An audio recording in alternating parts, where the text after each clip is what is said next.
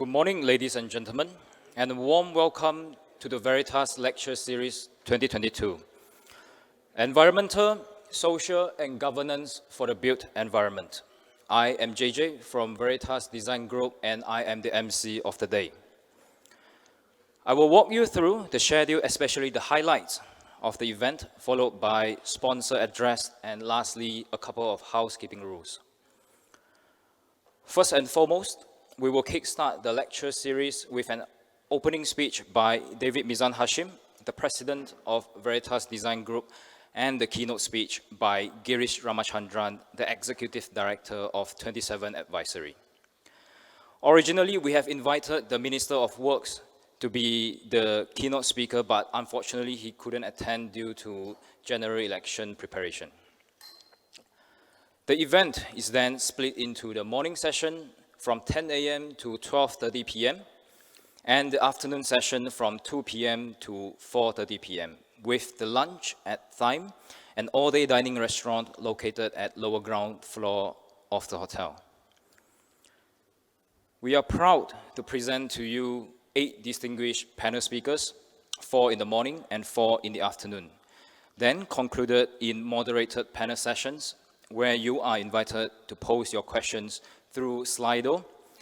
Pen and papers are prepared for note-taking, and your phone will be required to scan a QR code to access Slido. At the end of the lecture series, we have lucky draw, in which attractive prizes are up for grab. Please stay with us until the very last to stand a chance to win the grand prize, a 3-day, 2-night stay at Angsana Telok Bahang in Penang. So for those who have not registered yourself with the event, please do so at the pre-function area to not miss the chance to win the lucky draw. This lecture series is made possible by our platinum sponsor, W Atelier, gold sponsors, NS Blue Scope Malaysia, Signature Facade Treatment, silver sponsors, Azalta Powder Coating System Malaysia, Gorsera, Starken AAC, Artright Group, Taylor's University, DML Products, and lastly, 27 Advisory. Regarding housekeeping rules, please be reminded that there will be no dedicated coffee breaks nor bio breaks throughout the whole event, though you are free to grab a coffee at the pre-function area or go to the washroom at your will. But please do so discreetly and quietly to avoid the interruption to the speakers. On that note, please put your phone on silent mode, and whenever you see our photographer, don't be a stranger and please smile at the camera. As serious as the name of the event lecture series may suggest, it is designed to be educational yet entertaining. So please make yourself comfortable, relax, and have a whale of a time.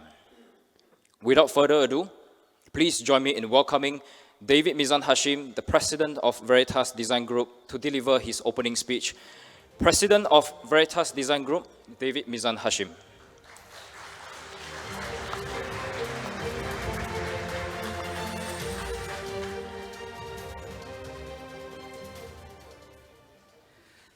Thank you, JJ.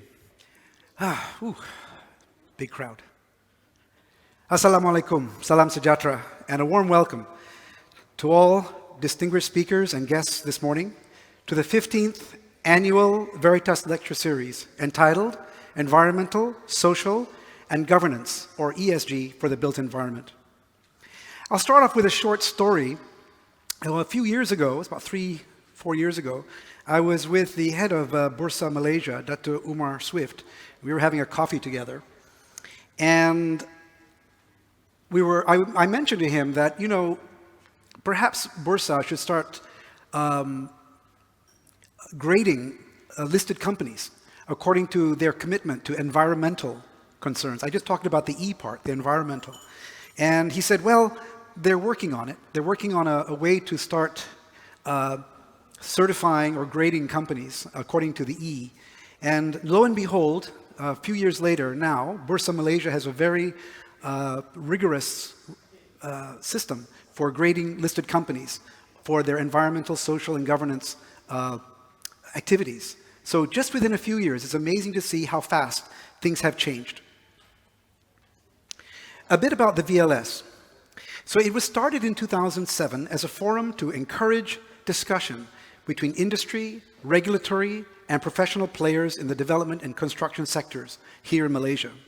And the topics typically focused on issues of public interest, such as urban planning, mass transit, the public realm, and environmental sustainability. Last year's VLS was called Mind the Gap, and it was on the topic of mass public transport, but it was online, unfortunately. So we are very happy to return to a full in-person format this year, and thanks again, everyone, for coming. So why did we choose this topic of ESG for this VLS? As we are all aware here, the real estate and construction industry is a major part of the Malaysian economy. It plays a significant role in terms of its contribution to revenue generation, capital formulation, and employment creation. And that ultimately supports the GDP and the socio-economic development of Malaysia. Yet in terms of ESG criteria, as it is defined and measured by regulators and rating agencies, our industry, unfortunately, has a far, far way to go. Now, I'm not going to go into the metrics of this because the next speaker will go into a lot of the metrics and data to support this argument. But I'm sure that you all are aware that there's been a major shift in the way performance of companies are measured. Your companies, how they're measured. Measured by who? Measured by their stakeholders, shareholders, customers, employees, and even the general public. No longer is it just about shareholder value and profitability. While those metrics are still important, of course, performance is now also about corporate social responsibility or social capitalism. Enlightened corporate leaders who think in the mid to long term have begun to realize that dedicating immediate resources in both their time and their money to reducing environmental impact, while also increasing their contributions to social causes and strengthening their internal corporate governance, these things are good for their companies. So it's not as if ESG is an additional cost or overhead for a company to bear, but instead it is a mechanism to increase the mid to long-term value and profitability of a company.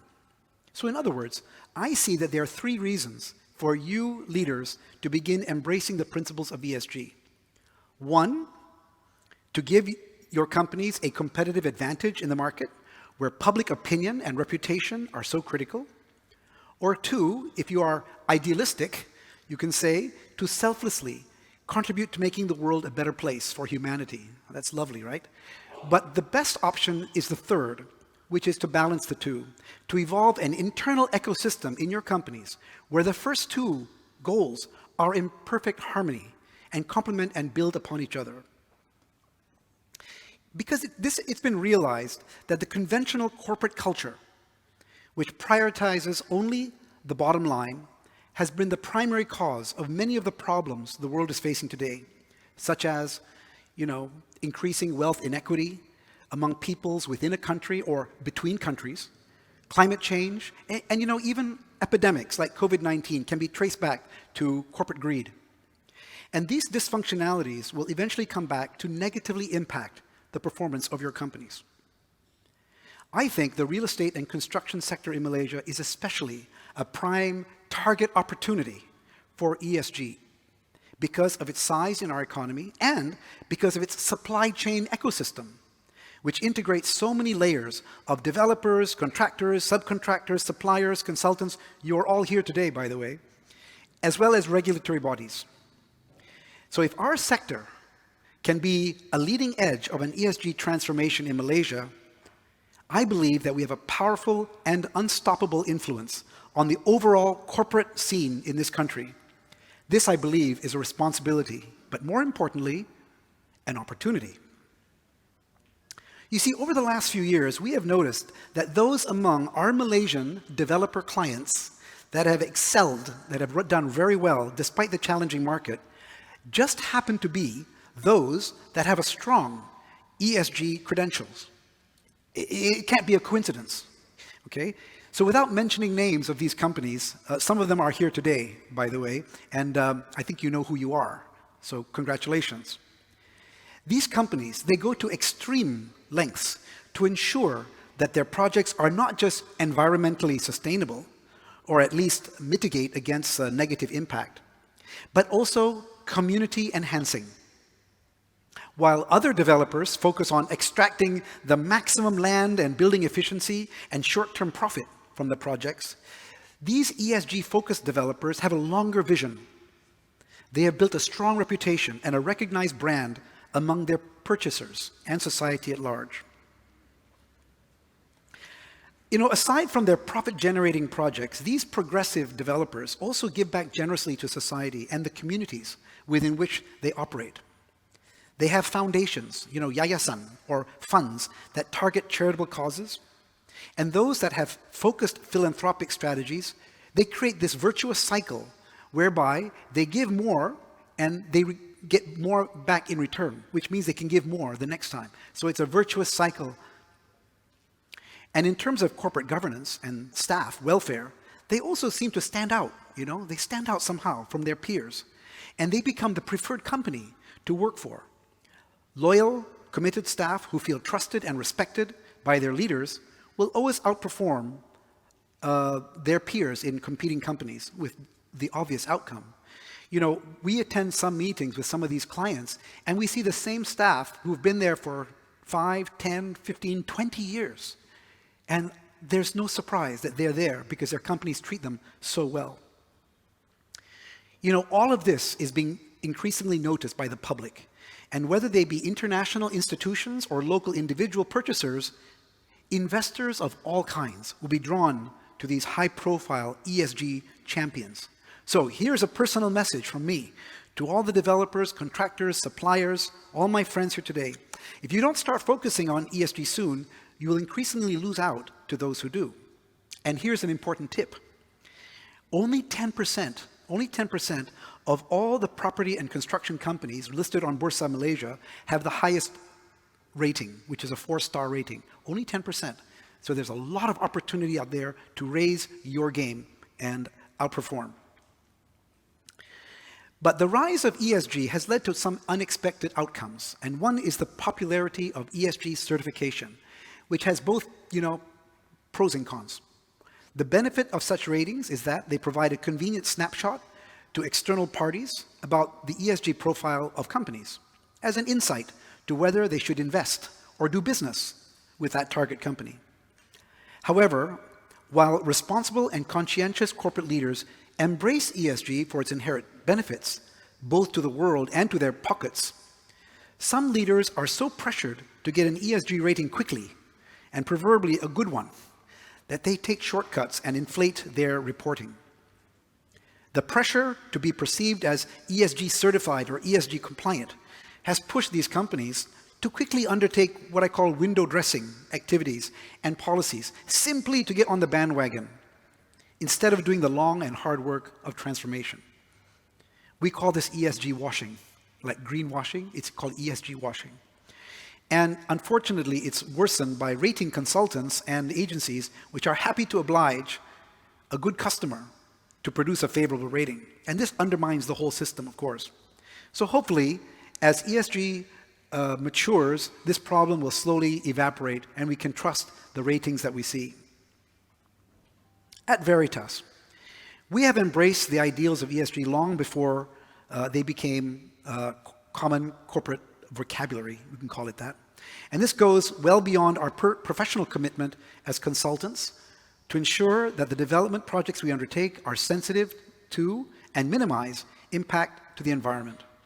This is our new mantra. It says Ideas for the Planet, and it was launched early this year. And it is our rallying cry for a transformation in how we, as influencers of the built environment, must be at the forefront of finding solutions to deal with climate change and other challenges that are facing society. We also determine which projects to accept, reject, by applying our in-house sustainability rating system, which we call Green Check. It's a technical tool. It's something like a Green Re or a GBI, it's something like that.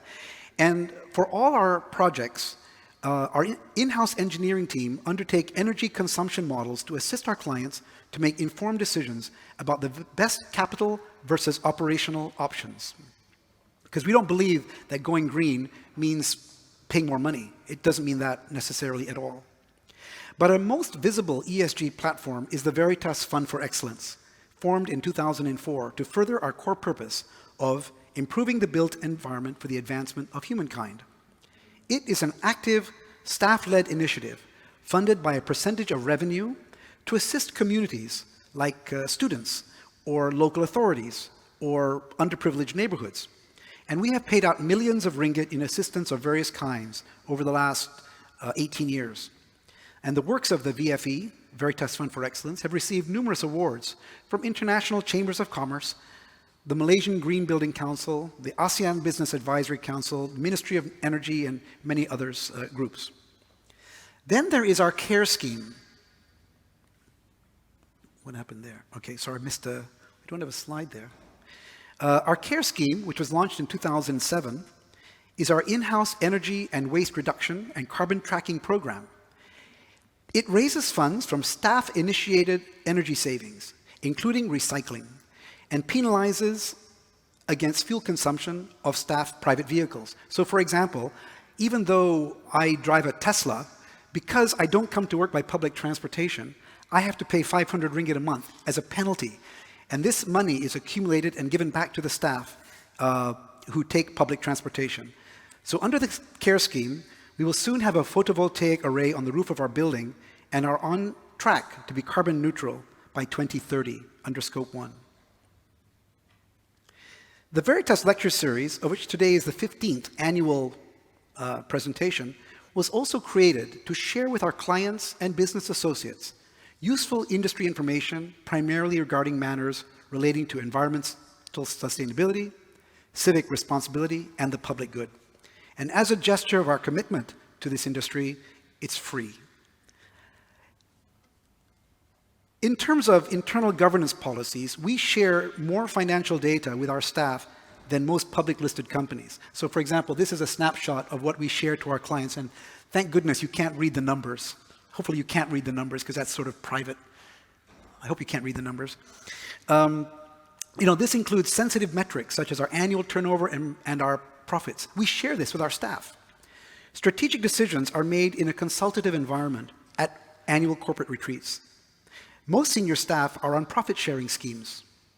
And we have a 10 times salary policy, i.e., the salary factor between the lowest paid and the highest paid employee cannot be more than 10 times. That's our own corporate governance rules. So even though I am the group president, my monthly salary is equal to each of the 6 project principals at VERITAS KL. A lot of people find that surprising, but I'm happy to admit it.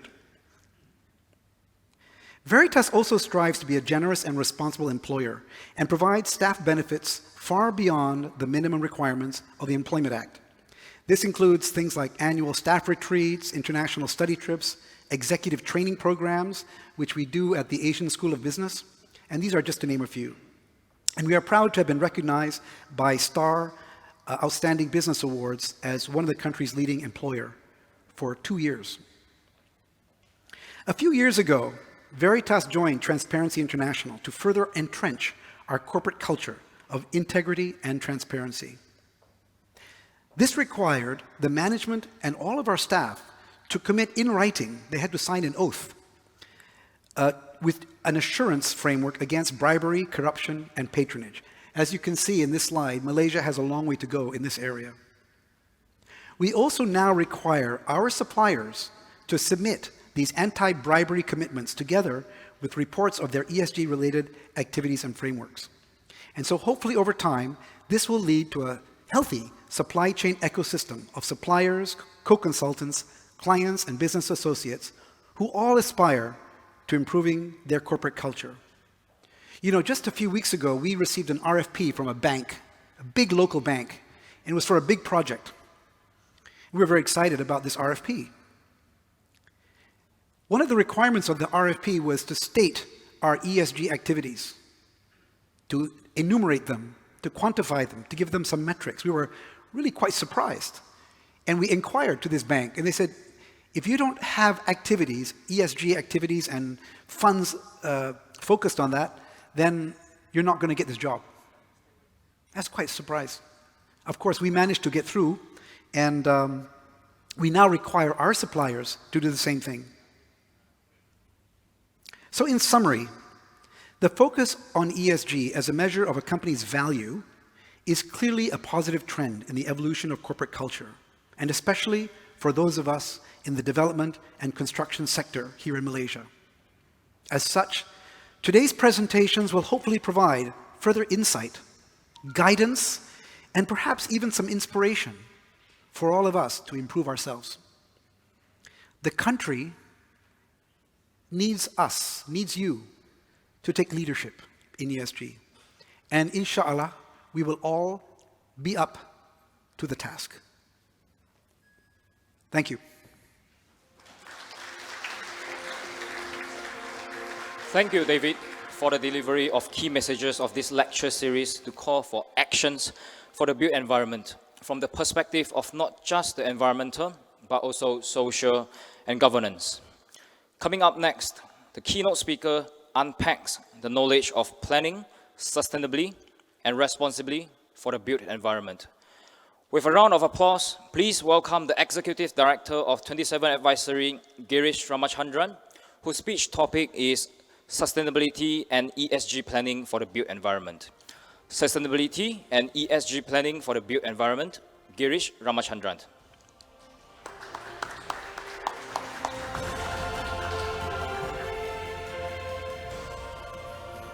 Good morning, everyone. Selamat pagi. How is everyone doing? So we've managed to bring a few people into the front, David. Yeah.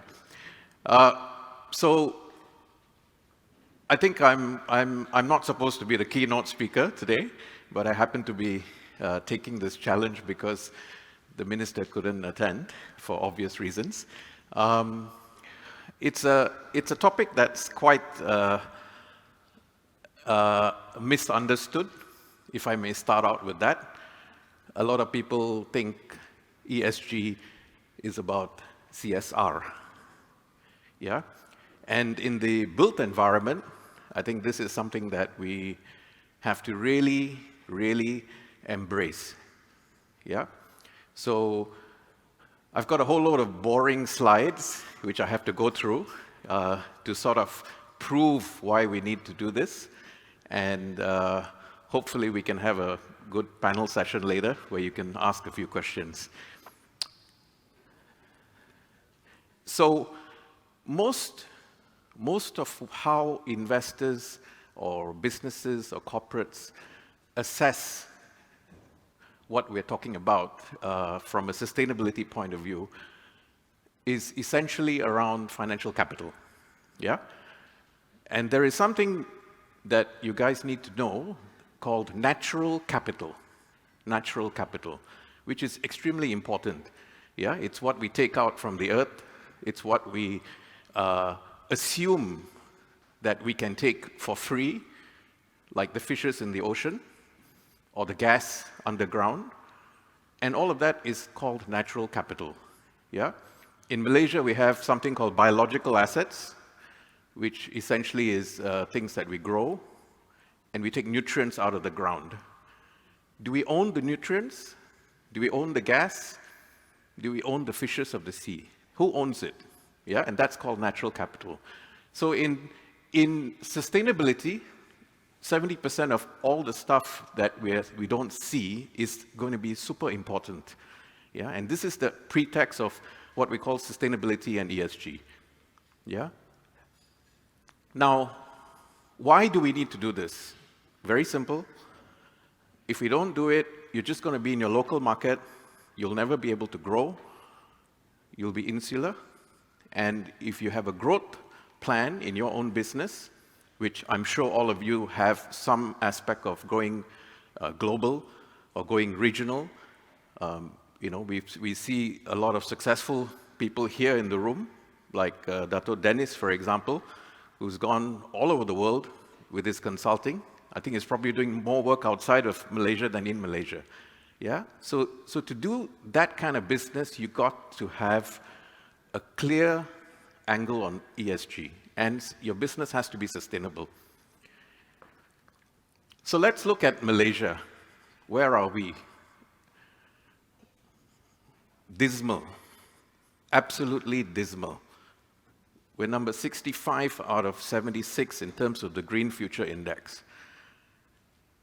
And if you look at that list, the countries that are, of course, very strong in this Green Future Index are the Western countries. Yeah? Now, is there a reason why we can't be at least in the top 25? I think we should. And if you look at these things, it's all about carbon emissions. It's about energy transition. Yeah? We have Petronas. Yeah, we have Petronas. But how do we transform Petronas into a green energy company? It's not going to happen overnight. Yeah? There is a transition plan. But how do we do this? You're talking about 55,000 jobs. You're talking about an ecosystem, about 500,000 people in this sector. You can't just get rid of it overnight. So these are difficult questions that we need to do, but we have to address it. Yeah? And look at green society, yeah, which is where you guys come in, the built environment. On SDGs, again, we're a bit better, but we're not in the top 25, as much as people think we are. We love to talk a lot about it, but we're not doing enough on SDGs. Yeah? And this is extremely important. Yeah? It's also embedded into the 12th Malaysia plan for the first time in the 5-year plans in Malaysia. But do we really understand it? Do we really help to make a difference in SDGs? I think we can do a lot more. Now, there's something called the GSCI, which is a Global Sustainability Competitiveness Index. We're 67th out of 180. And Malaysia's score generally better than the rest of those countries, but essentially, natural capital is the one that we score the worst, yeah, which is what we're talking about. And this is something that's going to affect the whole of the country's business, if you ask me, over the next 20 to 30 years, yeah, because we have to start looking at this. Investors are looking at it. So this was something that I was personally involved in when I was in Arcadis about 5-6 years ago. We came up with the Sustainable Cities Index. The first one was in 2018, and we ranked 100 cities around the world in terms of people, planet, and profit, and going through various indicators. So the latest one was Norway, Oslo, number 1. We saw all the Western countries. Tokyo is number 3. And essentially, if you look at KL, sad to say, we're slipping. We're number 71. And if you look at the indices that actually capture what are these things that are going right or wrong in KL, it's really around the people side, which is the social side. Yeah? And you have the planet, which is environmental, and profit, the economic. Yeah? So if you look at ESG, it's wider than just environment. Yeah? And this is extremely important. Yeah? The G is actually more important in Malaysia than the S and the E. Yeah, we saw where we are on the corruption index, for example. We looked at the entire governance of what's going right and wrong, and why those wrong things happening. The G is super important. Yeah, and we need to understand the G better in our own organizations. Yeah. Now, the state of the global climate change, we all know the slides. You know, we're going to have more people dying from air pollution than ever. We're going to see a lot of biodiversity lost. We are also seeing developing countries with weak health infrastructure, yeah, which are not going to be able to cope with it, and that's going to be crucial. We have more deaths relating to malnutrition, malaria, diarrhea, and heat stress. And more importantly is 1 out of 5 premature deaths in 2018. That's 8.7 million deaths. I mean, this cannot be happening. Yeah, we're in 2022, right? So the good news is we've for the first time got a plan and a date to go towards carbon neutral by 2050. Yeah, this is the first time this has happened. And not all countries have actually announced. I think there are about 15 countries that have actually made some announcements. We have seen countries like Singapore with their Green Plan 2030, extremely aggressive plan, which means no carbon, no petrol, diesel vehicles will be in Singapore in 2030. Yeah, and that's a very, very aggressive plan. And it also has opportunities for us in Malaysia when those kind of targets happen. But what people don't realize is it doesn't mean we're going to stop producing carbon. Yeah, what this means is the intensity goes to neutral, which means as countries are growing, you're growing your economies, you're growing your businesses, you have to produce CO2. Yeah, but the intensity of your growth against the GDP goes neutral, which means you don't have additional. Yeah, and this is very important for us to understand. Get rid of CO2 emissions in whatever we do. Yeah, even though David drives a Tesla, you know, yesterday I saw you not in your Tesla. Yeah, and that probably produces a bit of carbon, right? And more importantly is where's all our EV cars being charged from? Yeah, so have you really thought about it? It's coming from coal-fired power plants. 70% of our energy is coal-fired power plants, which extracts the natural capital out of the earth. So we got to sort a lot of things at the source. Now, on circular economy, which is something that is also extremely important, we got to look at how we use our materials. Yeah, and this starts from design. So this is a very important sort of area that all of you architects out there, yeah, especially the younger ones, you got to start looking at this. How do we design our buildings and our roads and our, hospitals or hotels, our interiors better so that they can be recycled, they can be reused, yeah? And we have actually done a little bit better in 2020, maybe because of COVID numbers, but I'm quite sure that number probably is going to go up, yeah, waste generated per capita. And the idea is really to look at reducing the rates, yeah? So Malaysia has a recycling rate, we started out about 10%, I think we're about 30% right now overall, which is pretty good. But really, the Western countries are hitting 80-90% recycling rates. And why can't we do that? Yeah. So this is about mindset. It's also about us having a plan in place.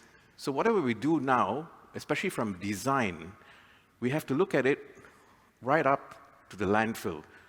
Yeah, and get those diverted out of the landfill and back into what we call the circular economy. And that creates jobs. It creates new jobs. So understanding ESG essentially is around environmental, it's around climate change. It's also about shareholder rights, yeah, which is what David was talking about.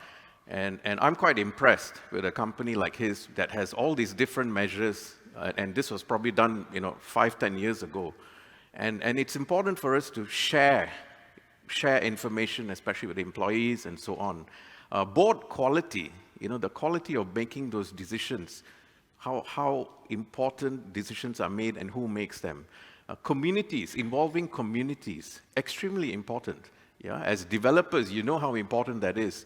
Yeah, the more you involve communities, the better your projects are going to be, and you get more value. And of course, health and safety. Now, don't listen to me. Yeah, so this was a survey done in 2021. 325 investment professionals across 43 countries. And essentially, they said 79% ESG risks are an important factor in investment decision-making. Yeah, so who's going to be investing in your companies? Who's going to be investing in your REITs? Who's going to be investing in listed company shares? All this comes back to what you're doing in your own company. Yeah, and ESG should be addressed even though it reduces short-term profits. Look at that, 75%, which means from investment community, they don't mind, okay, we're going to lose dividends for the next 3 years, but that's going to make us more sustainable.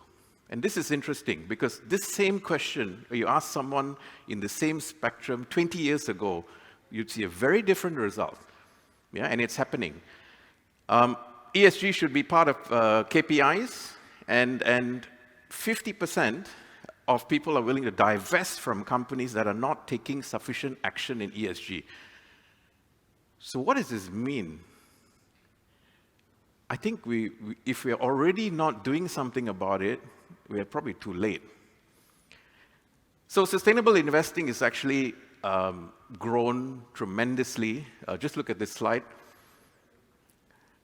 In the last 8 years, just look at that. It's gone up to $17 trillion US dollars.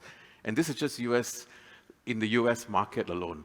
And most of it is around climate change, the corporate governance aspects, and so on. Now, the interesting thing on this chart is a CAGR of 14% since 1995. Yeah? Now, if you were to project that next 30 years, I think a large portion of investment is going to be ESG driven. And what does that mean? It means 25% of all of your businesses will close down if you don't change. And I'm not saying it. I think it's already happening. Yeah? Because you got to follow the money. Yeah? The money is the one that buys the house. The money is the one that invests in your businesses to grow. Now, so all this, how does it relate to the built environment? 40% guys, of whatever you guys are doing, whatever you're creating, you're contributing to 40% of all the CO2 emissions. Now, this is the main reason we have to look at this. And we got to bring this number down because it's crazy, yeah? And if you look at transport alone, it's massive. Yeah, transport is massive. Yeah, so just out of curiosity, yeah, how many of you came here on a public transport rail?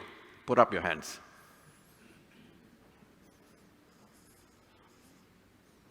So that's about 15%, 10%. That's not bad, actually. That's not bad. So every lecture series, maybe we should ask this and see we have more people raising their hands, right? So when we look at ESG, there's a few things more than just CO2 emissions, but what we need to do is address it in components. Yeah, we have the non-industrial, residential, we have the residential aspects and the building construction. Yeah, so we got to really break down this and look at the data and see how we can improve. Now, ESG is also very important in Malaysia. We see a lot of local research houses starting to have a lot of focus.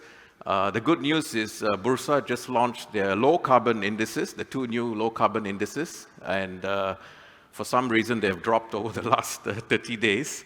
I'm not sure why. So I think regulators are also starting to get into this.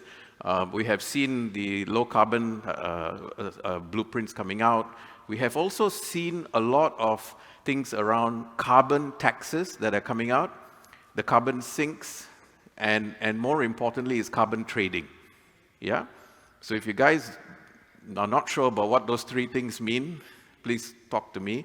It's going to happen next year. MOF and Bursa and all are working very hard on this. And this is going to change the way that we can actually reduce our own scorings if we are unable to do anything on our own. Yeah? Now, let's talk about property companies and taking from what David mentioned. Yeah, he said 10% of all the listed companies out there in Malaysia in the property sector are band 4. Yeah, so there is a little bit of dispute around this data and how it's calculated because it's something that's new and people don't have enough information, so certain things are pulled out of annual reports and put together. But whichever way we look at it, 5% of construction companies and 10% of property real estate are in band 4. So we got a lot of work to do. Yeah, and so let's take a look at Masing and UEM Sunrise, who are actually on band 4. This is from the annual report. So it's all about essentially disclosure. They've actually got a lot of disclosure on what they're doing. Yeah, and these things are on your annual report. and there are tons of environmentalists, there are tons of NGOs who can tear this apart. They can tear this apart. So be careful what you also put out there, and make sure it's real. Yeah. So essentially, they have things around, carbon. They have things around health and safety of workers. They have things around better use of raw material. The other thing is the materiality index, which you do on your own, which I'll talk a bit more, and around sustainability governance. Yeah. And it's not just about writing things in reports and putting it out there. It's really trying to see how does this affect your shareholder value. How does it affect your share price? Yeah? And how do we really make that right decision with our own version of how we can improve it? So this is on UEM Sunrise. So essentially, they talk quite heavily around internal processes and trying to build future products better, incorporating into design and making your homes much more sustainable overall. So from environmental regulations are also moving in a different direction. So there are a lot more tools out there. So we have some great tools from CIDB that have already been, the QLASIC and all these things are great tools. We need to do more. We need to do more in the space of ESG because it's a wide topic. And essentially what we also need to do is link up to international standards. Yeah, having local standards may not work. We must look at international standards. So in real estate, these are some of the sort of ESG top priority indicators. So things around emission, which goes into scope 1, 2, 3, water, waste produced, significant amount of impact on services of biodiversity, habitats protected.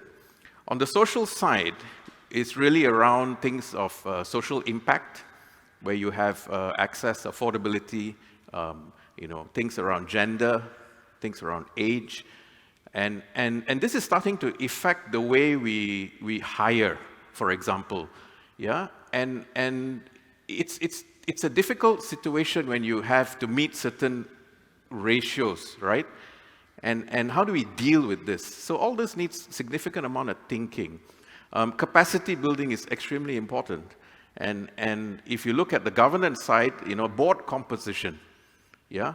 So how do we choose the right board members? Or how do we make sure we have an effective board that governs? Yeah? And of course, transparency and wage transparency, yeah? I think that is something that's going to come out a lot more. And all of this is wonderful till this stage, right? So what's the problem with ESG? So in our view, it's data. It's information, and we don't have it. We don't have data. And if you look at statistics here, data is the biggest issue, yeah? So this was a survey in 2021, and essentially you have a huge gap in the ability of not being able to collect data and information. Now, without data and information, we cannot publish. We cannot get certified. So how do we solve this problem? So our hypothesis is with technology. And whichever way you look at it, if we put digital and ESG together, I think we got a great transformation in whatever you're doing in your own building of homes or running your companies. Yeah? And if you look at digital, essentially there are a lot of things that are happening on the ground in terms of things like BIM or IBS and all of that stuff. But when you start to go higher up in terms of the aspect of occupant engagement, for example, these are things like apps that talk to, real estate building owners or building management committees and so on. So we got to also understand how data works and how we digitalize, yeah? But I'm not going to bore you with all of this, but please think about digitalization and ESG, yeah? And there's a strong proposition that these two correlate in whatever you're doing, yeah? So if you're interested, I'm very happy. Now, if you're not interested, please get interested. You know why? Because ESG is the biggest risk out there. Yeah, let me say that again. Yeah, ESG is a risk. Yeah, it's the iceberg. It's the iceberg, and you're heading towards it. It's a risk. So you got to do something to get out of that path of that iceberg. And most people don't understand this. Yeah? But trust me, we've been talking about this for the last 10 years. Yeah? But the hype has only been here in the last, I think, 2 years in Malaysia. We start to see a lot of people talking about this. But look at it as a risk, and then you will get it. Yeah? Identify the risks of what is going to happen. So that's the boring slides. So as keynote, I have to do a little bit of selling, David. So I'm going to sort of explain what you need to do next if you don't have a very comprehensive ESG strategy, and how we would approach it. So first thing you need to do is a carbon footprint assessment on your organization or on your development or on your development that you're going to build. You can even do this at design stage, yeah, which is very important. You don't want to build something and then realize you can't reduce it. Second, it will be to determine the company and business carbon footprint level, yeah, as a company as a whole. Second step, what is your gaps, yeah, and identify areas for improvements. And this is essentially around your own ESG objectives. And each company, each project has their own objective. It is not a template that you take and copy. You've got to have it on your own. Third would be benchmarking. So what are other people doing? You know, what does Gamuda look like, for example? And how do companies overseas, what do those companies look like? You know, what is Mitsubishi Estate? What are they doing in Japan or worldwide? And then we look at best practices and adaptation. Fourth is your materiality assessment. You got to look at target audiences for common disclosures. And you got to have a lot of engagement. You got to have focus groups. You got to make sure that we have all the impacts as identified and put into a plan. Fifth is sustainability indicators. You cannot rank yourself on 100 indicators. It'll kill you. So what are those indicators that are important to you, important to your buyers, important to your stakeholders, important to your employees, and agree on that, yeah? And then look at a way to capture the data, because if you cannot get data, please don't put it as an indicator, yeah? And of course, a reporting framework. Stage 6 is looking at strategies and reporting. So this is when you start to move the needle. You need to bring indicators higher or better, do things that reduce, and finally have a governance for effective implementation. And 7 is actually design, low carbon design. So if you're in the built environment, it's really around reviewing architectural and engineering design to assess carbon footprint. And of course, looking at low carbon design alternates at city, project, or building level. Yeah, so this can also be done at very large scale master plans. It can be done for single projects. It can also be done for subsidiaries. Yeah? And the last 2 stages are around the action plan. There's no point having all the wonderful reports if you don't have an action plan that needs to make a difference. Yeah? And this is the most important one. Yeah? You got to have an action plan, and you got to make sure you are tracking it, and you can report action plans out there. Now, the last one is around training, because a lot of what we understand from stage 1 to 8 is we need to train people. We need to make sure they're coached, and we make sure that they can execute. Yeah? And a lot of what we do is what we call a PMO, where we support clients to help them do some of this, and it makes a big difference.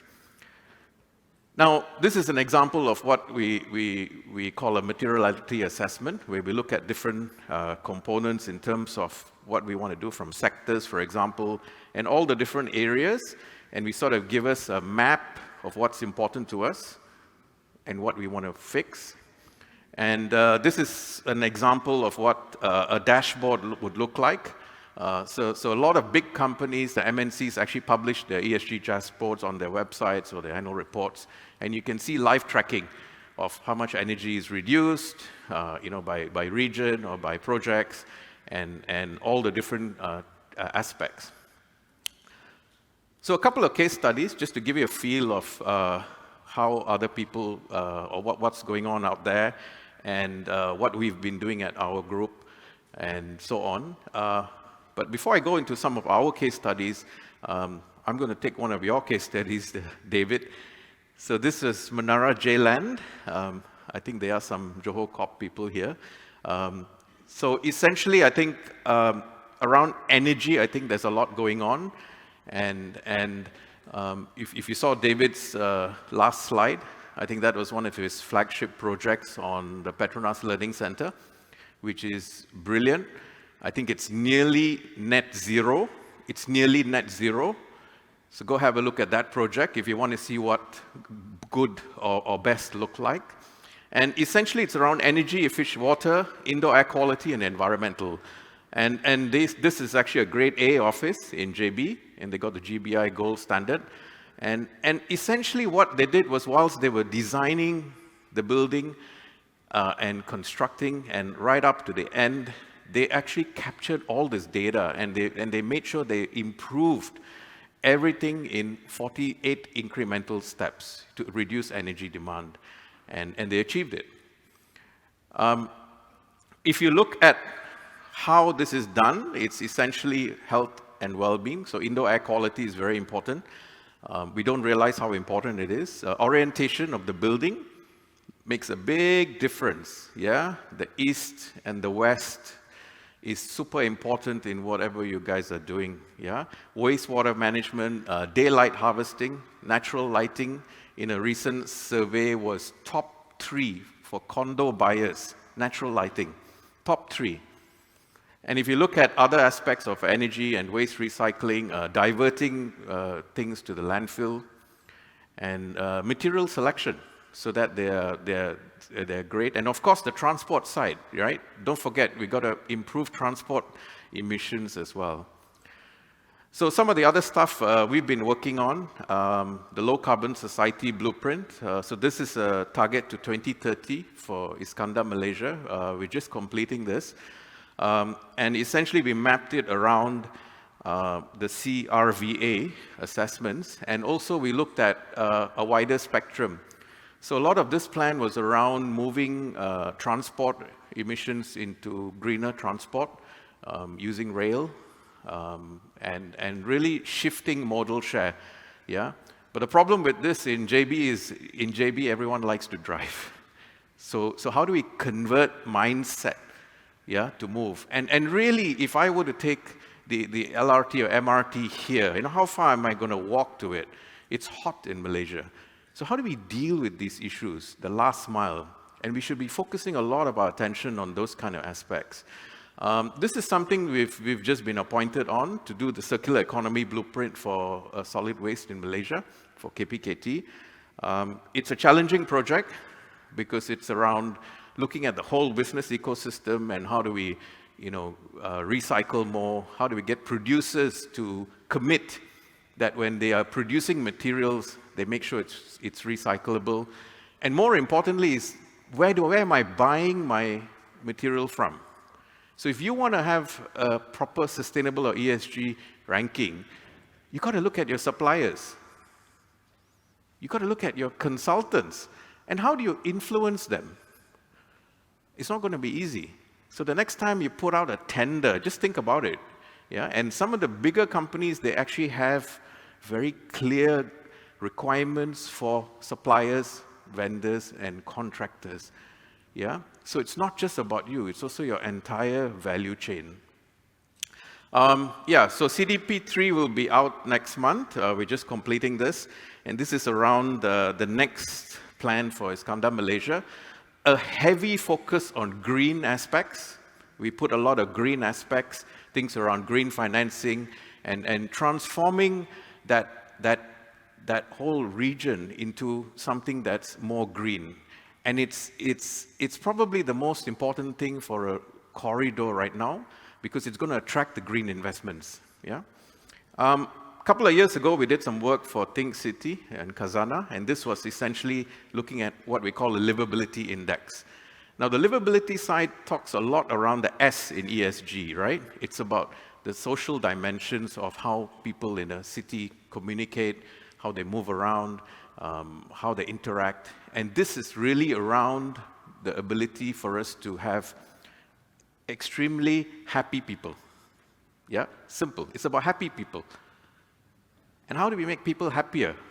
With design, with engineering, with places that we go to. Yeah? We also did an interesting study this was for KL, which is to make it more economically dense. Yeah? KL has got a lot of pockets of lands that are not economically producing, high value, and job densities are very important in a city. And cities are sort of dispersing as well. We start to see decentralization happening, especially after COVID, when people were stuck in their houses for so long, and they came out of COVID and they started to go into revenge tourism, going into the outdoors, going into rural areas, opening up farms. So all of this is changing the dimension of cities as well, and it's quite important. Yeah, and of course, we do quite a bit of work in the agri-food space as well. I think a lot of developers are starting to see how we can incorporate, for example, urban farming into retail, malls, and so on. So I think food supply in a city is very important, and that is something that we're trying to work on. And technology. So we do a lot of work in technology. How do we infuse technology? We worked on the 4IR plan for Malaysia, which is a robust plan to look at how we incorporate more technology into what we do and improve lives. Yeah, and improve lives. And yeah, in digital space, we've done quite a bit of work on the digital space. Prop tech, construction tech, we think is picking up now. A lot of people were talking about it, but there's a lot of small SMEs and startups in prop tech. And if you guys are not talking to them, please do get engaged with the entrepreneurs, because that's going to be one thing that can influence how you're going to do things better. Yeah, and the smart cities framework, this was a couple of years ago where we looked at smart cities. And smart cities is not just about technology, it's also about sustainable cities, which is very important. Yeah? Okay, my time's up. So let me just, you can get a hold of the slides from the organizers. I think they will put it up on a drive and have a look at it. But as a close, I just want to say that it's important that you have more engagement sessions like this, yeah, especially on a topic like ESG, yeah, and look at it from your, as you know, if you guys are consultants, look at it as how you can help your clients. That's going to be important, yeah, and the most important thing, if you would like to take away from this session, is please look at ESG as a risk. Yeah, it is not a CSR component of your annual report. It is a risk. Yeah, and the world is moving very fast. Please move. And thank you very much, David, for forcing me to be the keynote speaker. But thank you very much, and we'll end here. Thank you, Girish. With this auspicious occasion, we are pleased to announce, with the audience as witnesses, that Veritas Design Group and 27 Group are inking a strategic alliance for the built environment, which aims to improve sustainability and ESG ratings and rankings for the real estate, construction and infrastructure sector in the ASEAN region. The initiative aims to strengthen the capabilities of both companies to deploy sustainable business practices that uphold the standards of ESG, specifically targeting the built environmental sector with vast potential in environmental sustainability and socio-economic development factors. Now I would like to invite David and Girish to come onto the stage for the signing ceremony of the Strategic Alliance.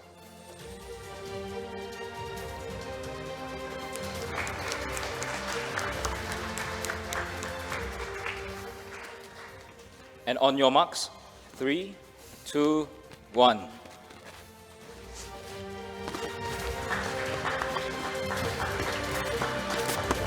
Congratulations, and we wish the best of all future endeavor of the Alliance to improve the built environment for the advancement of humankind. Thank you. We would like to invite both David and Girish to please return to your seats. And here comes the first panel speaker of the day.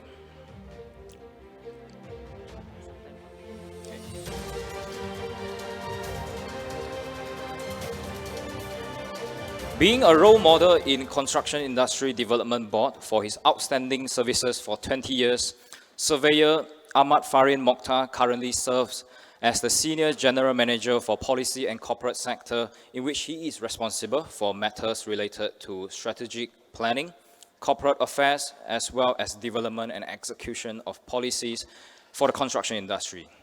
He drafted the standard operating procedure for the usage of the construction industry and actively engaged with higher authority to address the mitigation measures during the movement control order phases. He also serves on the board of directors of Building Cost Information Services Malaysia Sdn Bhd, a company set up jointly between CIDB and the Royal Institute of Surveyors Malaysia to operate the National Construction Cost Center Portal, which is a centralized building cost information center for the construction industry in Malaysia. The topic of his speech is CIDB's initiatives in making the construction industry more sustainable and productive through ESG. CIDB's initiatives in making the construction industry more sustainable and productive through ESG. Please join me in welcoming Surveyor Ahmad Farin Mokhtar.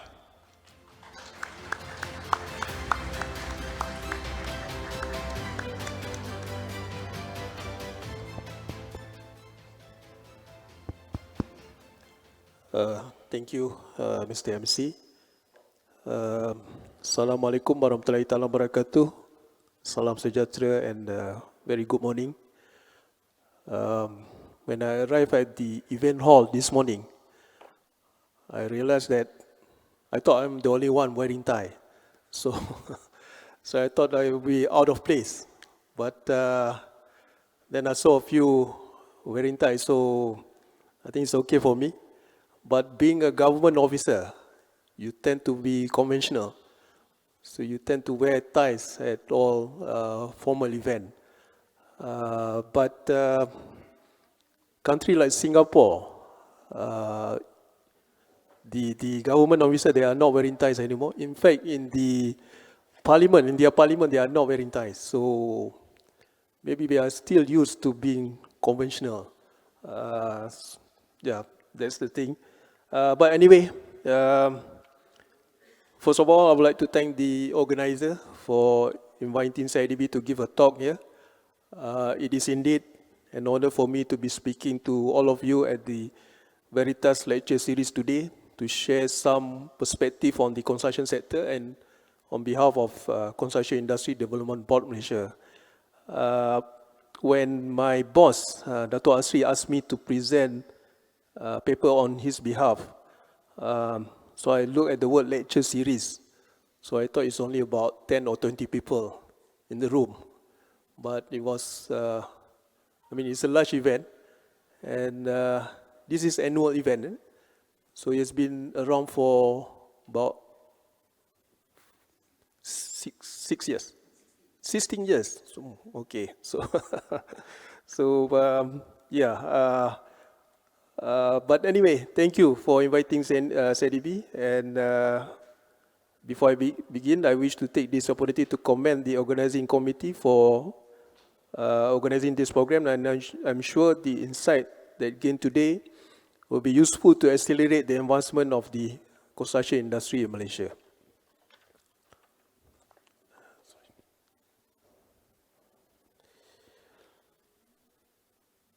Okay, I think I will touch a bit about the construction industry, the overview of the construction industry, and then a bit about CIDB, and then highlighting what are the initiatives of CIDB in relation to ESG.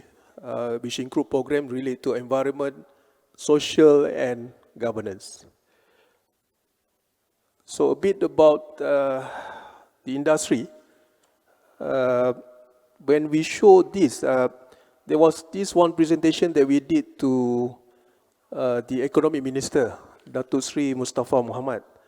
And when we showed this to him, he was a bit surprised because he thought all this while CIDB is only involved in building, specifically housing. So he never thought that the construction industry encompasses all. So if you look at the screen, it actually covers everything under the sky when you talk about construction. So the one listed, everything that is listed on the screen is actually those been defined under the Act 520 definition of the construction work. So basically, the construction industry is the key economic engine for the overall economic growth of the nation. And construction played an important role in achieving the socio-economic development goals, such as providing homes, infrastructure, and employment.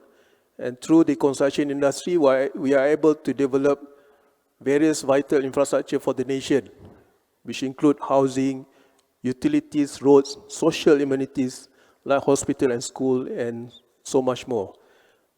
The construction industry is not limited to the construction of buildings, as misconceived by some. It involves the building of many structures, such as social amenities, railways, oil and gas facilities, power plants, roads, highways, and bridges, to name a few.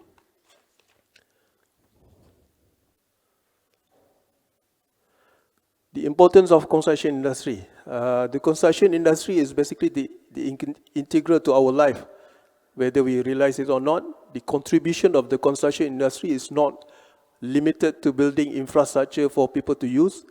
The industry has tremendous multiplier effect, meaning everything that happens in the construction industry will affect other sectors in Malaysia. The contribution to GDP is not much. It's around 4 to 5% contribution to GDP. But the highest is actually the multiplier factor, higher than any other sector. So that's why when a country faces a recession, you always have the construction project to boom up the economy, being called the priming. So that's where the industry play an important role in boosting up the economy. So the industry has 2.03 multiplier effect, supporting around 196 industry and consuming 50% of total manufacturing input. It provides great support to aggregate economy by having a strong forward and backward linkages with other sectors of economy, mainly in manufacturing, services, agriculture, and also mining and quarrying. Presently, the construction industry contributes around 4% to GDP. Given its size, the industry is a large consumer of both goods and services, particularly in the manufacturing sector, including significant quantities of basic metals, ceramics, cement, and other building material. So the 2.03 multiplier effect is the figure given by DOSM in their economic report.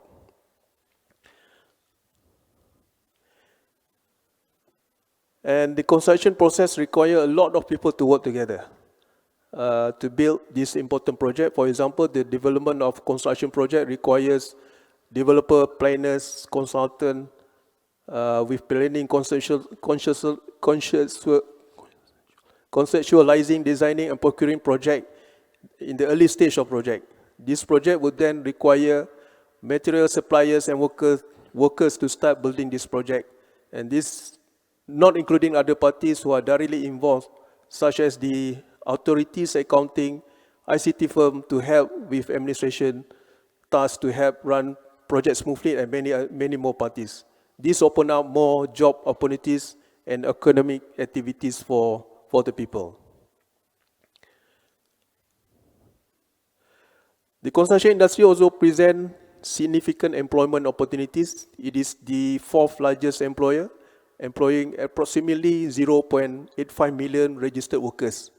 The figures before pandemic is around 1.2 million. So we have a shortage of about 400K workers. That's why the industry is complaining there are lack of workers in the industry right now.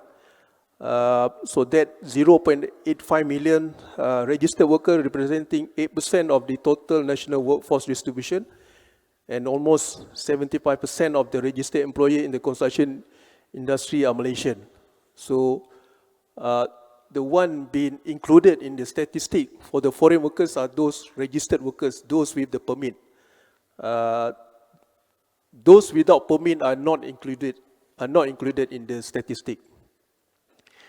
And the local workforce are contributing in many crucial areas of the organization, mainly on administrative duties, project management, and skilled personnel. The total number of construction companies registered with CIDB are around 130K companies. 10 years ago, the average is about, per year is about 70,000 contractors registered by CIDB. So within that 10 years, it goes up to 130K. So just imagine the number keep on increasing from year to year. And out of this, G1 contractors recorded the large number of companies amounting to 65K, which represent 50% of the total number of registered contractors. This is then followed by G2, G3, as well as G4, which each recorded 80% separately, and the G5 and G6 contractors recorded around 7%, and G7 contractor holds the 7% portion from the lot. This indicates that most of the contractors that registered as CIDB are actually from the SME group. So basically, the industry is dominated by SME company comparing to the number, if you compare to the number of larger companies.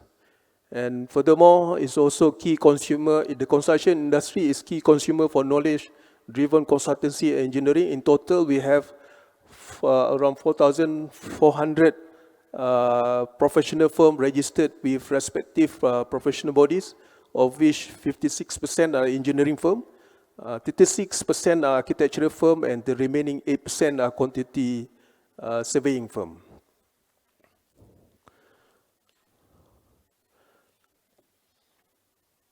This is basically the trend of project being awarded from 2016 until September 2020. However, the figure are not shown on the screen. I'm not sure why.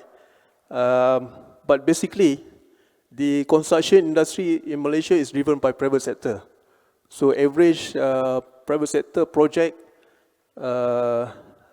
account about 70% of the total project. 30% will come from the, while the remaining 30% will come from the public sector. The construction volume is large, but has been on the declining trend even before the movement control order been enforced. If you look from the screen, in 2016, the total amount of project being awarded for that year is about 251B, but here it has been on the declining trend ever since that. And the value in 2017 was reduced to 159B and showed the same trend for the following year, with only 141B worth of project in 2018, 111B projects worth of project in 2019, and 91 billion project being captured in 2020. In 2021, several recovery packages have been introduced by the government, and the amount rise up back to 130B. And we are expecting that by end of the year, the figure for this year could be around 120 and 130B for projects awarded in 2020. And the average numbers of projects per year is usually about around 8,000 to 10,000 projects per year. And as I mentioned earlier, 70% of it come from the government side. 70% of it come from the private sector, while the 30% from the public sector.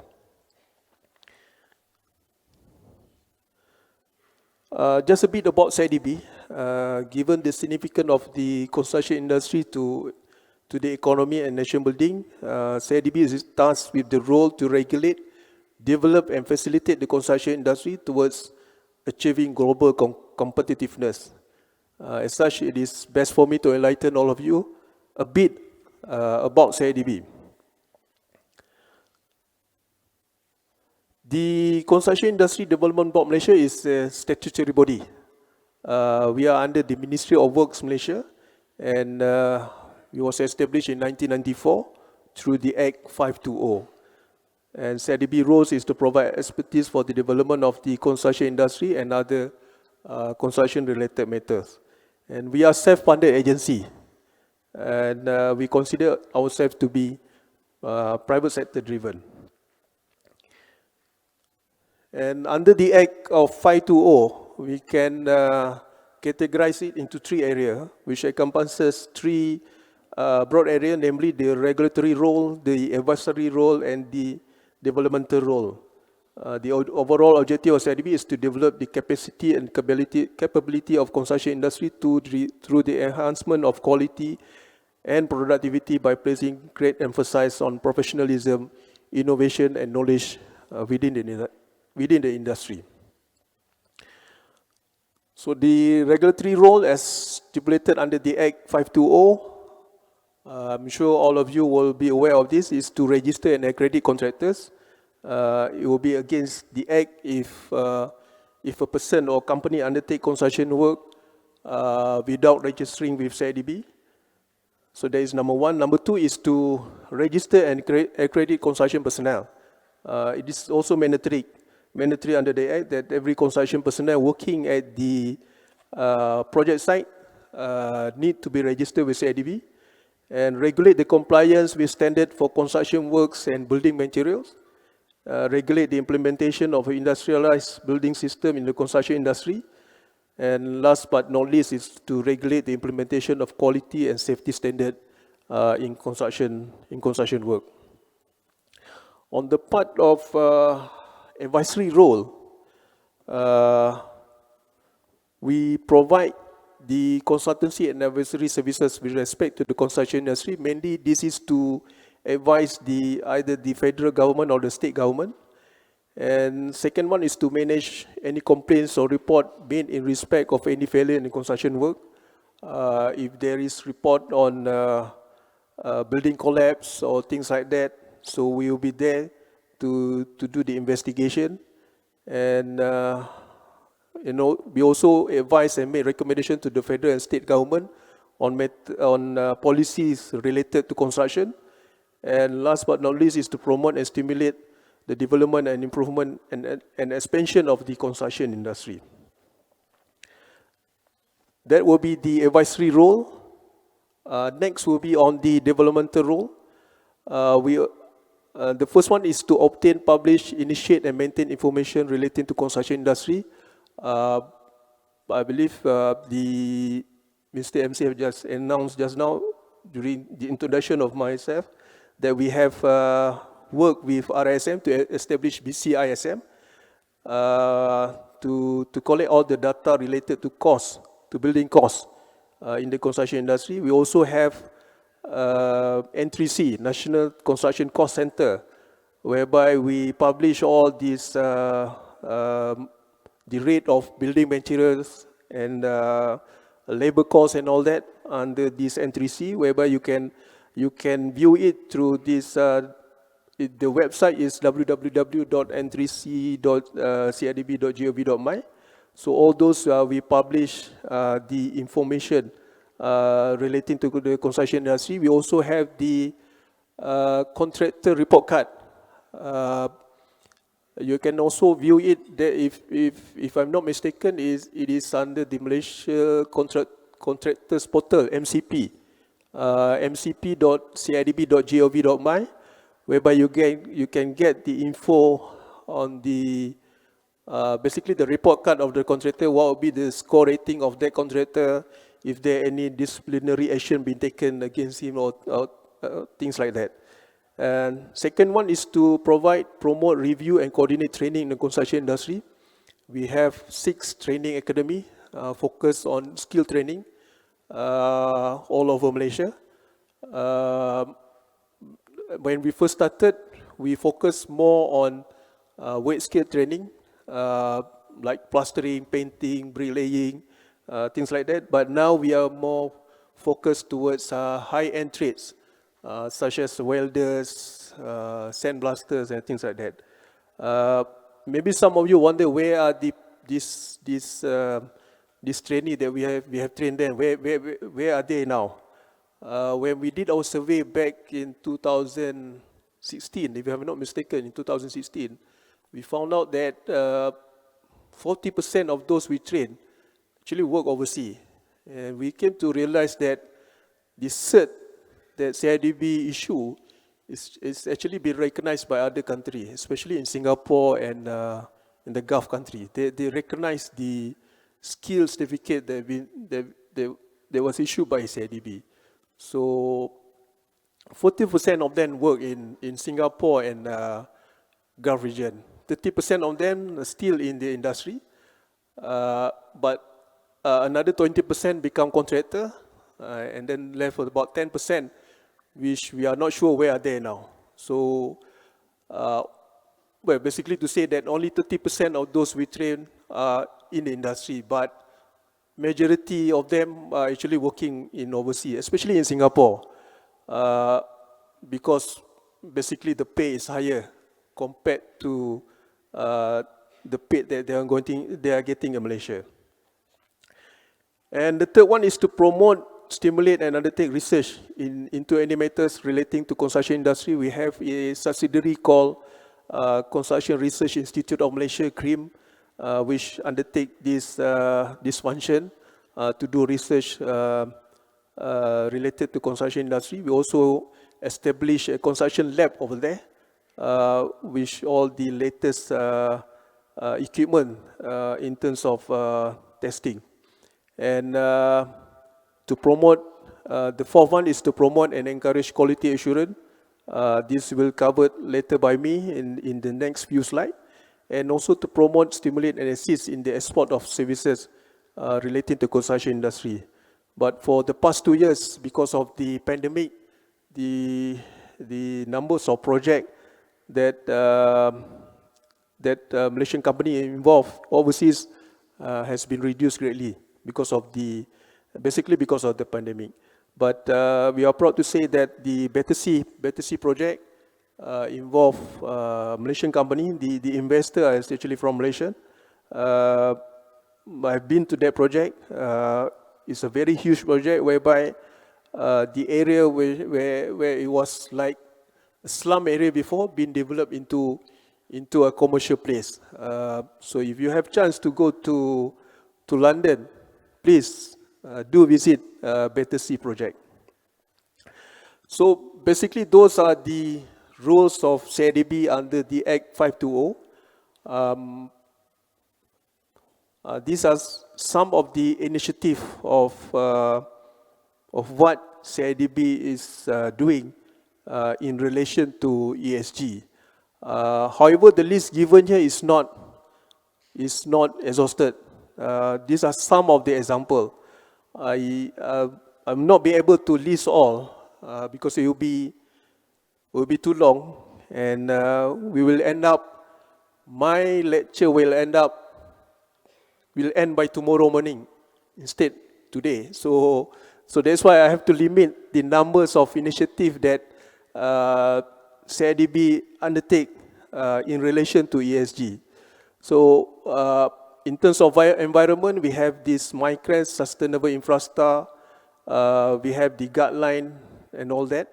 And in terms of social, which relate to people, we have this quality assurance called QLASIC, SHASIC, ABS and skill trainings. And in terms of governance, we have on the part of OACP, ABMS, and also the enforcement part. A bit about MyCREST. Girish did mention it in his keynote address just now about MyCREST, which stand for Malaysian Carbon Reduction and Environmental Sustainability Tool. This is an assessment tool that integrates the low carbon calculation and sustainable practices in the tool. And this MyCREST was jointly developed by industry members. It's not that something yang people say as CIDB short sendiri. It came from the industry. The industry request for it to have a carbon calculator tool at that time. So this tool, this MyCREST tool, was launched on 12 May 2016, launched by the Minister of Work Malaysia. And up to date, there are 38 projects that have been assessed using MyCREST. And in terms of what are the relationship between the assessment criteria in MyCREST with ESG, MyCREST take into consideration the aspect of ESG in its assessment. On environmental part, it is focused on establishing the target and implementation of policies related to sustainability throughout the project. On the aspect of social, MyCREST take into account elements such as providing facilities for handicapped persons, as well as consideration on public and workers' safety and health. While the governance part emphasized the need for client and company to establish green policy, green budget, and assigning dedicated person to monitor the green initiative. So those are the criteria that relates to ESG under this MyCREST. Besides MyCREST, we also develop what we call the sustainable infrastructure, basically for infrastructure project. The sustainable infrastructure is an assessment tool for infrastructure project and launched by Minister of Work Malaysia on 19 March 2019. Infrastructure was also jointly developed by industry members representing various organizations from public and private sector. Up to now, we have a total of 7 projects that have been assessed using sustainable infrastructure. And a bit detail about this sustainable infrastructure to show how sustainable infrastructure relate to ESG. Where basically sustainable infrastructure is the generic infrastructure rating tools aimed to assess the extent of sustainability measure adopted by infrastructure project during design and construction. There are 6 criteria being assessed in 2 stages of assessment. And the rating tools is generic for all type of infrastructure project, such as road, railway system, port, energy, transmission, and telecommunication. So it actually can be used for all type of infrastructure project. And the relationship between the assessment criteria in infrastructure with ESG, basically sustainable infrastructure focus on establishment of target and implementation of environmental sustainability throughout the project, from planning, design, construction until the operation and maintenance. So those are the part where we cover the ESG. These are some of the some of the report that we produce for the industry. This is also we working with the industry to come out with this report. This is available through the CIDB website. And we have also come out with the guideline on to promote resilience and construction. So we have come up with the guideline for flood risk and assessment and flood vulnerability, as well as guideline for landslide. So these are both of the guideline has been presented to MNKT, the Majlis Negara Kerajaan Tempatan, and has been approved to be adopted by local authority as complementary guideline. We also have the guideline for construction on peat and organic soil in Malaysia. That will be the part on the environment. On the social part, we promote SHASIC to ensure that the site is safe and conducive for the workers as well as to ensure the safety of the public. SHASIC was established in 2008, and we reviewed it twice to ensure that it is in line with the current technology. So a total of, up to date, a total of 1,600 projects have been assessed using SHASIC. And the assessment can be done during the early part of the project, 25%, in between then, and also at the stage of 75%. Besides SHASIC, we also have QLASIC. This is to ensure that this is focused mainly on housing projects. This is to ensure that the house being built is up to the standard and quality required. So a total of 2,100 projects has been assessed using QLASIC. The numbers could be more. There are developers that use the CIS7, the standard for QLASIC, as a guideline to assess the quality of work by their contractors, but they did not register it with CIDB. So the numbers of projects that have been assessed using QLASIC could be more. And there are some developers that use this QLASIC as a criteria for the contractor to tender for the next project. SINDB is doing it. I think Gamuda is also doing it. A few other, especially the big developers, they are using QLASIC as a criteria to appoint the contractor. We also have the quality assessment for completed roadworks. This has been published in 2011. Currently, we are reviewing the standard for this CIS 19, quality assessment for completed roadworks. And IBS, basically, if you use IBS, we will be able to overcome all the issues related to construction industry, higher numbers of foreign workers, lack of quality, wastages, and all that. If you use IBS, then we'll be able to solve everything. So my time is up, but just want to cover this. The workers' accommodation amenities. This is the part where we work with JTK to ensure the accommodation of workers under the Act 446. This is the requirement as stipulated under the regulation of the Act, whereby you have to provide a single bed for the workers, and then lockers, and then each workers have to have a minimum space of 3 meters square, and the toilet is the ratio is 1 toilet for 6 number of workers.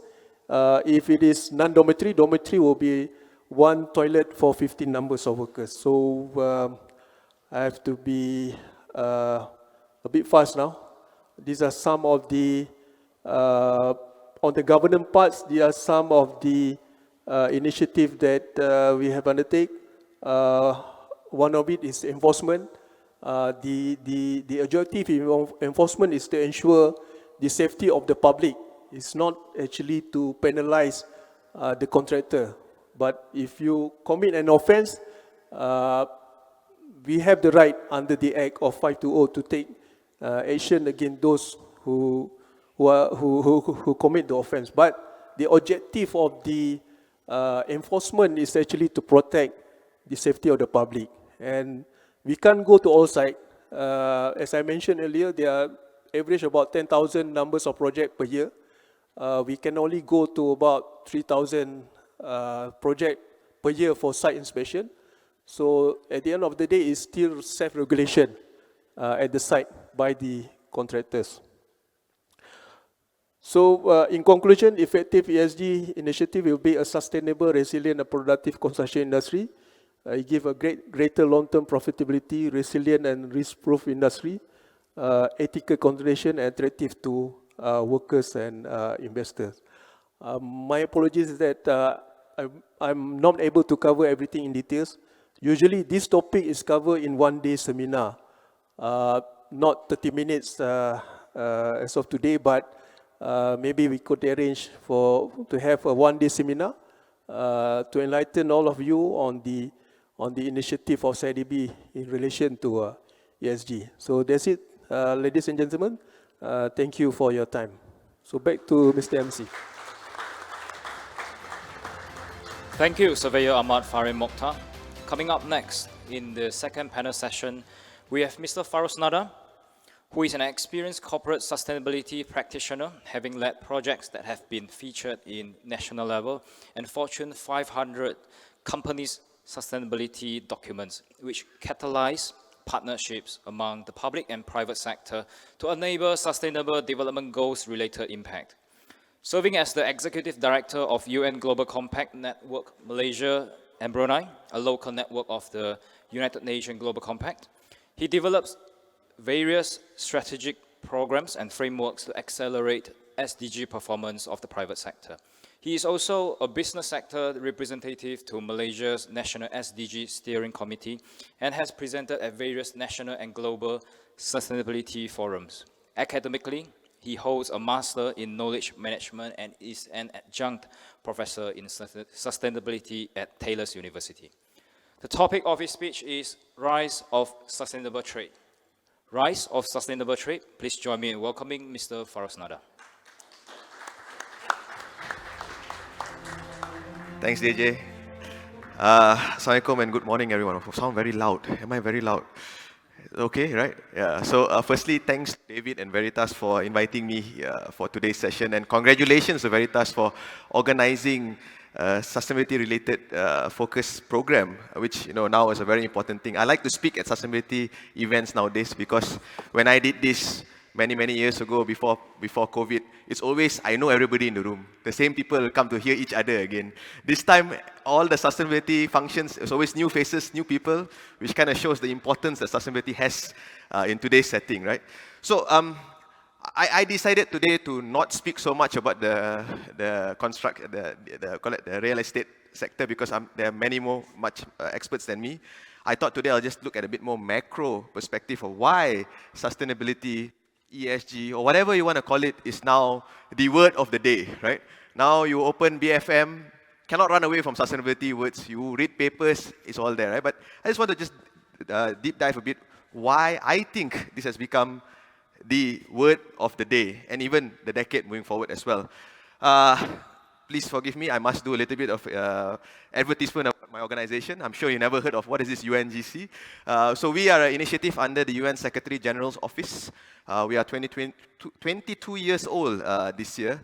So we were created by the late Kofi Annan because he realized that there was not one specific UN-related program that focuses to engage the private sector to be a responsible business. Of course, we predate all these ESG, SDG terms.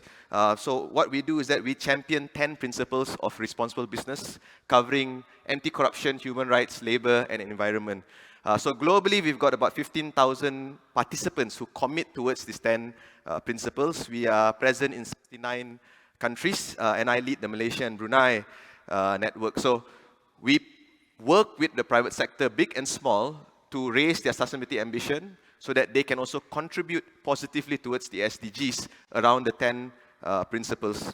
So in Malaysia, we've got about 178 members right now, split between corporates and SMEs. And in fact, the developers are among the largest constituents that we have, the likes of IGM, Matrix, IOI Properties, and the likes. So we work with all with Malaysian and Bruneian companies to push them up the sustainability agenda. So enough, no more advertisement about us. Now we'll move on to one more slide. So what we do is that we see ourselves as an essential plug-in for private sector to move towards becoming more sustainable. And we want to work with companies to have the aspiration to be sustainable and profitable. Right? So I myself come from the corporate sector, so I don't shy behind the fact that private sector is there to profit. There's nothing wrong with that. The question is how you are deriving the profit. We come in with thought leadership programs, frameworks, capacity building. I think a number of you, I see a number of my members here. I see Veritas, thank you as well for being our members. So this is what we do. Okay, to my topic. I think this is a very interesting slide.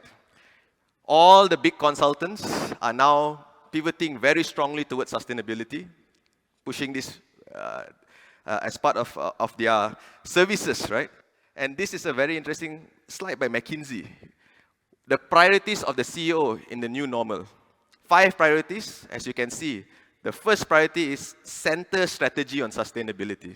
They didn't talk about digitalization. That's number 2. They didn't talk about increasing profitability, but they mentioned center strategy on sustainability. Why? Right? Anybody would like to venture? Can we make it interactive? No problem, right? Anybody would like to? No, it's because it's a lecture, so I cannot ask questions, right?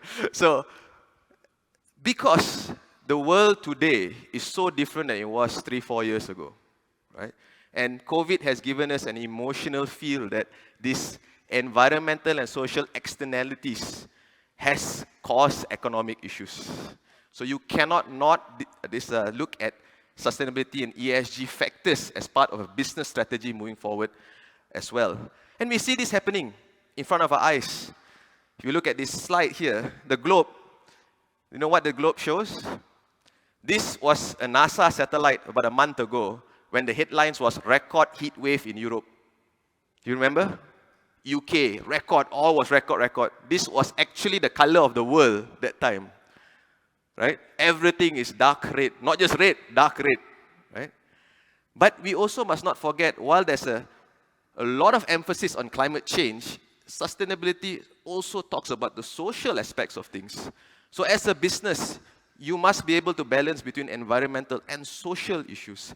And what are the social issues that we're seeing today? Social inequality is a big topic, right? And especially now with the energy crisis, right? I'm always so perplexed when I watch Al Jazeera, when they talk about how Europe, one of the richest parts of the world, has an energy, what do you call it? What's the English word? Chatu, energy cap, how much energy they can use, right? And I remember a couple of days ago, I was watching Al Jazeera, and one of the commenters was saying that the energy crisis has resulted in a number of new billionaires. But the B40 of Europe, of UK, will not be able to afford to heat up their homes. Can you imagine that? One of the richest countries in the world. So social inequality, social challenges is also a very important aspect when you talk about being sustainable. I want to share some Malaysian examples. We've got a lot of international examples, but I am always interested what's happening here. How can we get more localized data, right? This is a very interesting report by Think City. They've actually charted the increase of temperature of major cities in Malaysia. So this is an example of Johor Bahru. As you can see, over the years, it has increased, 6% easily, right? And I'm sure you all agree, today compared when you were young, it's much hotter today compared when we were young, right? If you are a climate denier in Malaysia today, then I'm sure you're sitting in an overly cold air-conditioned public building. You cannot not see climate change happening today. But another important portion is, what about the social challenges in Malaysia? I want to share a personal experience. This is a very personal experience for me because I never thought it could happen in my own country. So in 2019, I had the opportunity to do for an engagement program in Mabul Island. Right? Have anyone been to Mabul? Right? So unfortunately, I couldn't go to the dive resorts. I had to do some work, so we went to the not so visited part of the island. Mabul is a very interesting case. You know, in Mabul, half the island are Malaysians, half are not. They are born in the island, but because their parents don't have ICs, the kids don't have ICs, right? And in this slide, the Sekolah Kebangsaan are the schools for the kids with ICs. The other ones are the school for kids without ICs, but they're all born in the same place, right? So these are some of the challenges, but what I will never forget is that to go to Mabul, you have to sit at Sempurna. So I remember the night there, I was having, Sempurna of course is a seafood place, so I was sitting there for seafood. So me and my colleague, we couldn't do lobsters, but we did, for this fish and all that kind of things. So while we were eating, suddenly 2 small boys, maybe 3-4-year-old, comes up to the side of the table. No shoes, tattered clothes. Said, "Sir, can we have some money to buy food?" And I was like, oh my God, in my own country, right? So really, I think we Peninsular Malaysians should travel a bit more to East Malaysia to see some of the real social challenges that's happening and how businesses can play a role to make it better as well. If you look at it, you look at, again, macro levels. This is the, on the right, you see the WEF's global risk report, right? This is for the next 10 years. So these are all global executives. They themselves pick this answer. If you look at the WEF risk report, look at the colors. The colors are green, red, green, blue. What color you think is an economic risk? Blue is the only one that's an economic risk. That's number 9.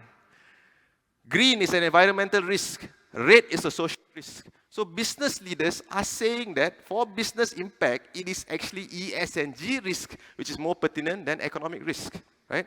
And this is being echoed by public leaders. If you can see, a lot of governments are putting in legislation to talk about, first they'll talk about climate change. Eventually, they also move into social issues. So the governments are starting to change and looking at this from policy level, legislation perspectives. And like it or not, Malaysia being a trading nation, we are connected to this as this evolves. So what does this mean? This means that moving forward as a business, doesn't matter what industry you are in, trade is going to change. The demand for trade is going to change. For the longest time, you could sell your product or services by what? Having best quality, best price. Agree? Disagree? No comment? Agree lah, right? But moving forward, the question of how sustainable is your product or service is becoming more and more important. Why? Because governments are looking at trade as a changing, as an instrument to change responsible behavior in businesses. If you look at our major trading partners, they all have net zero ambitions. EU, net zero. China has a net zero. Singapore has a net zero. Malaysia, we are carbon neutral, also net zero by 2050, if I'm not mistaken, earliest by 2050. This means that the questions your buyers are going to ask is going to be a bit more different beyond price and quality because their government are going to ask them that questions as well. If you look at the social side, UK has the Modern Slavery Act, right? And guess who has the I don't know, is it the honor to be the first company to be charged under the Modern Slavery Act? Unfortunately, it's a Malaysian company, right? It's a Malaysian company. Germany has a Supply Chain Act. We talk about a shared prosperity vision. But this is changing the rule of trade. In fact, EU has passed the legislation for their Green New Deal and also their corporate sustainability reporting. This means that every EU company and its suppliers need to know and be able to report what they're doing for sustainability. If you don't do it, you're out of supply chain. So these are all changing the way trade is going to happen. Now, this is a good chart by UN UNCTAD who looks at trade. So this is based on the Carbon Border Adjustment Mechanism, CBAM, which is a kind of like a carbon pricing for products that's going to go into Europe. That means there's going to be a carbon price, right? Top 20 most affected. Malaysia is listed there, right? Not much. Maybe here is $500 million, but it's at 2 billion ringgit. For starting with 4 major, industries first: aluminium, cement, electricity, steel, but eventually be expanded. So, do you know what is the price of carbon to your products, for example, right? But you may say, Farouz, this one all international lah. I don't play. I'm not an exporter, kind of things. Even domestically, it's going to change. If you look at what's happening in Malaysia, all the top GLICs have launched their own sustainability commitments. Now, collectively, this GLICs owns about what? 60% of Bursa top 100? 60-70% easily.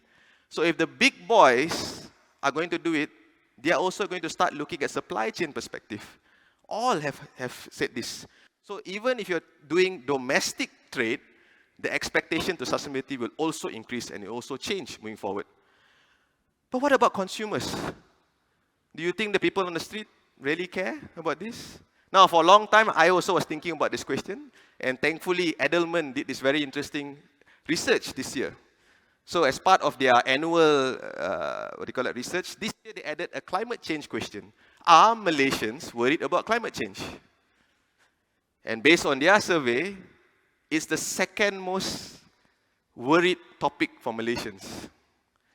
This means that every day Malaysians are worried, and this will also affect how they'll make decisions moving forward as well. So consumer sentiment will also shift locally as well. So moving forward, those that are doing sustainability today, you're in a good position because you have a, first mover advantage. Sustainability now is a value add. If you do it, maybe you get premiums, maybe you get special treatment, maybe you get access to financing that the banks wants to give. But very soon, it'll become a license to operate. So the question for you all is, where you want to play?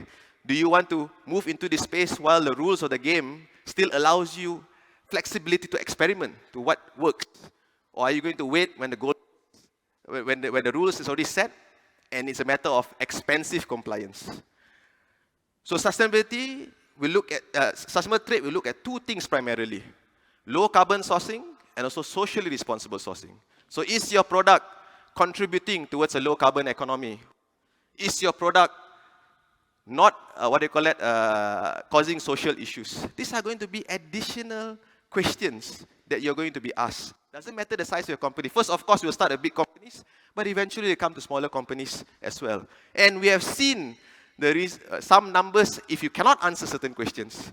I think is it last year or earlier this year, Stan Chart came out with a very interesting report. Again, looking at Malaysia's supply chains.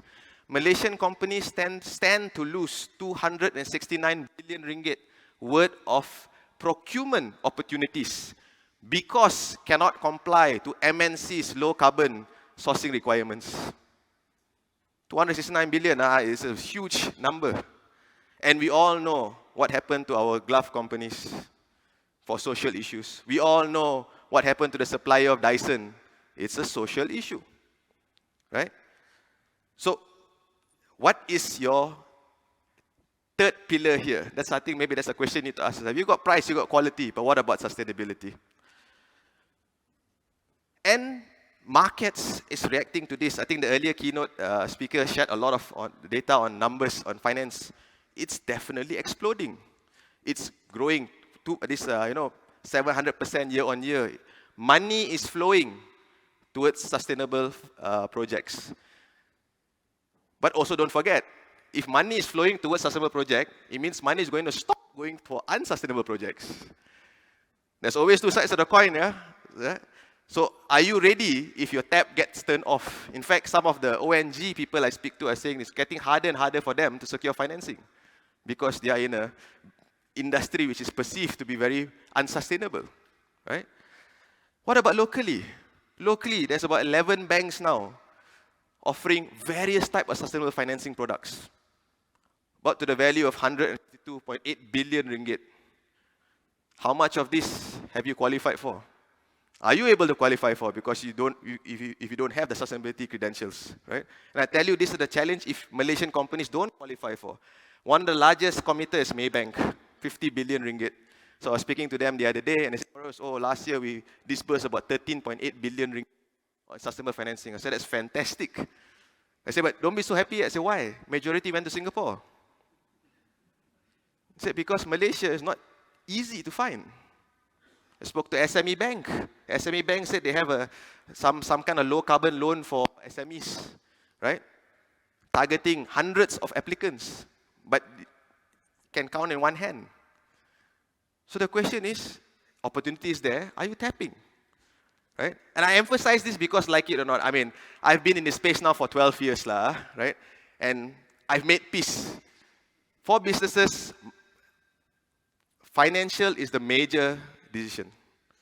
So finance caused this issue, and finance can fix this issue as well, right? So the question now is that if you want to remain relevant moving forward, do you have the credentials for this?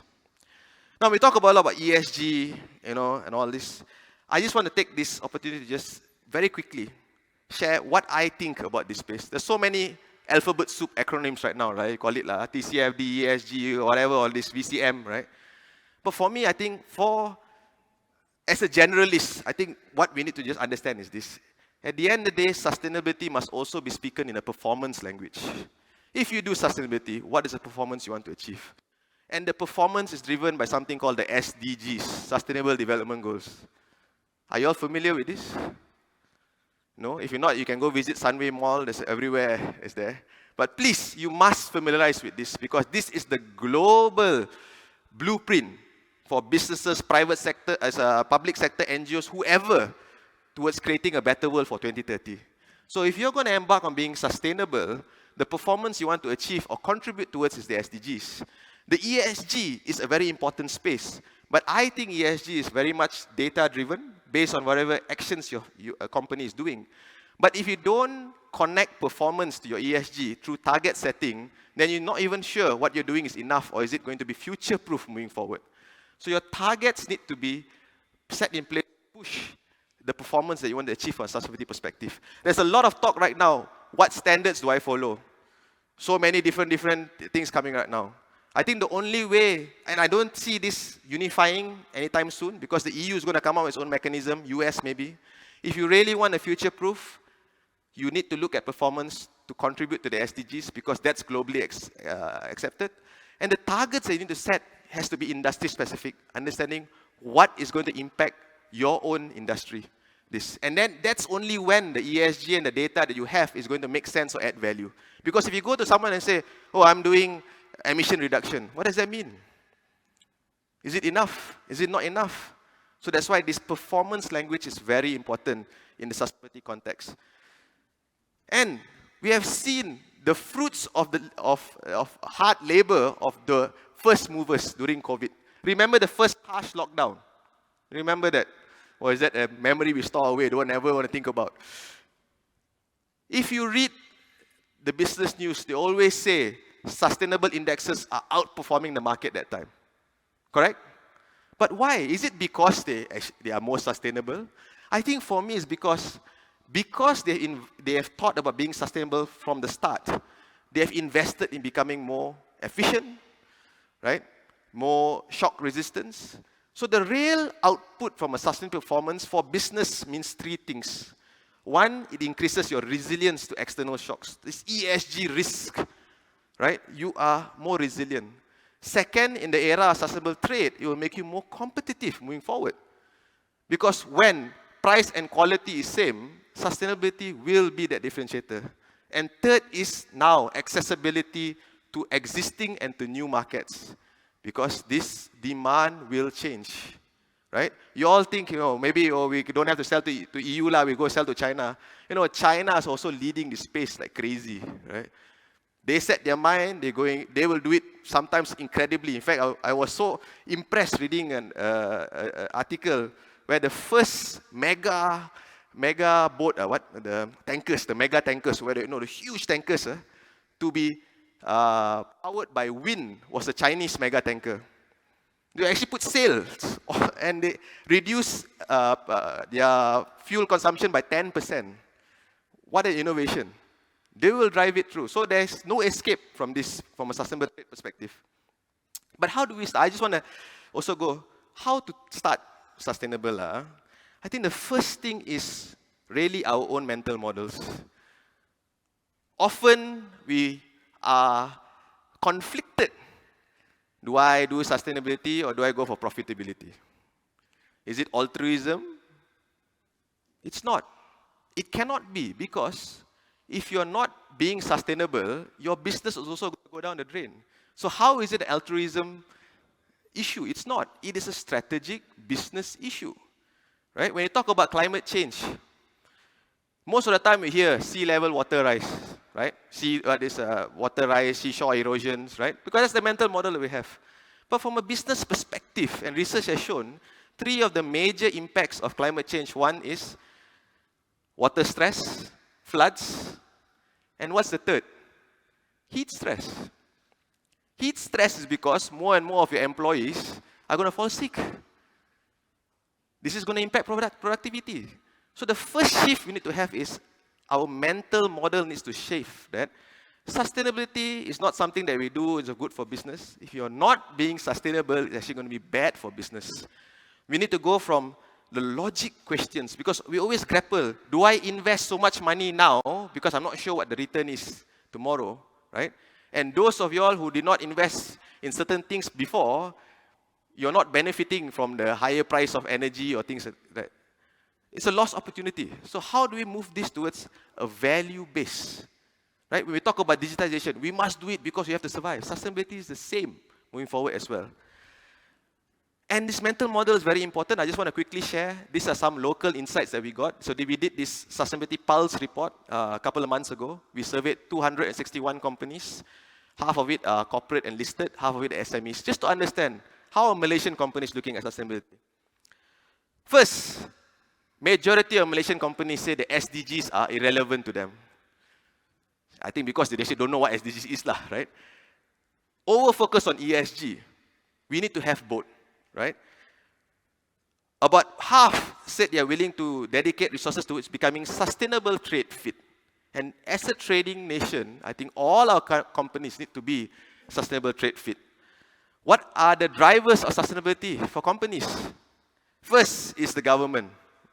Second is customers. Then is policy regulations. So it's still very external driven, not yet internal driven, right? Focus. First focus, no prizes here lah, economic and financial benefits, which is the right mindset.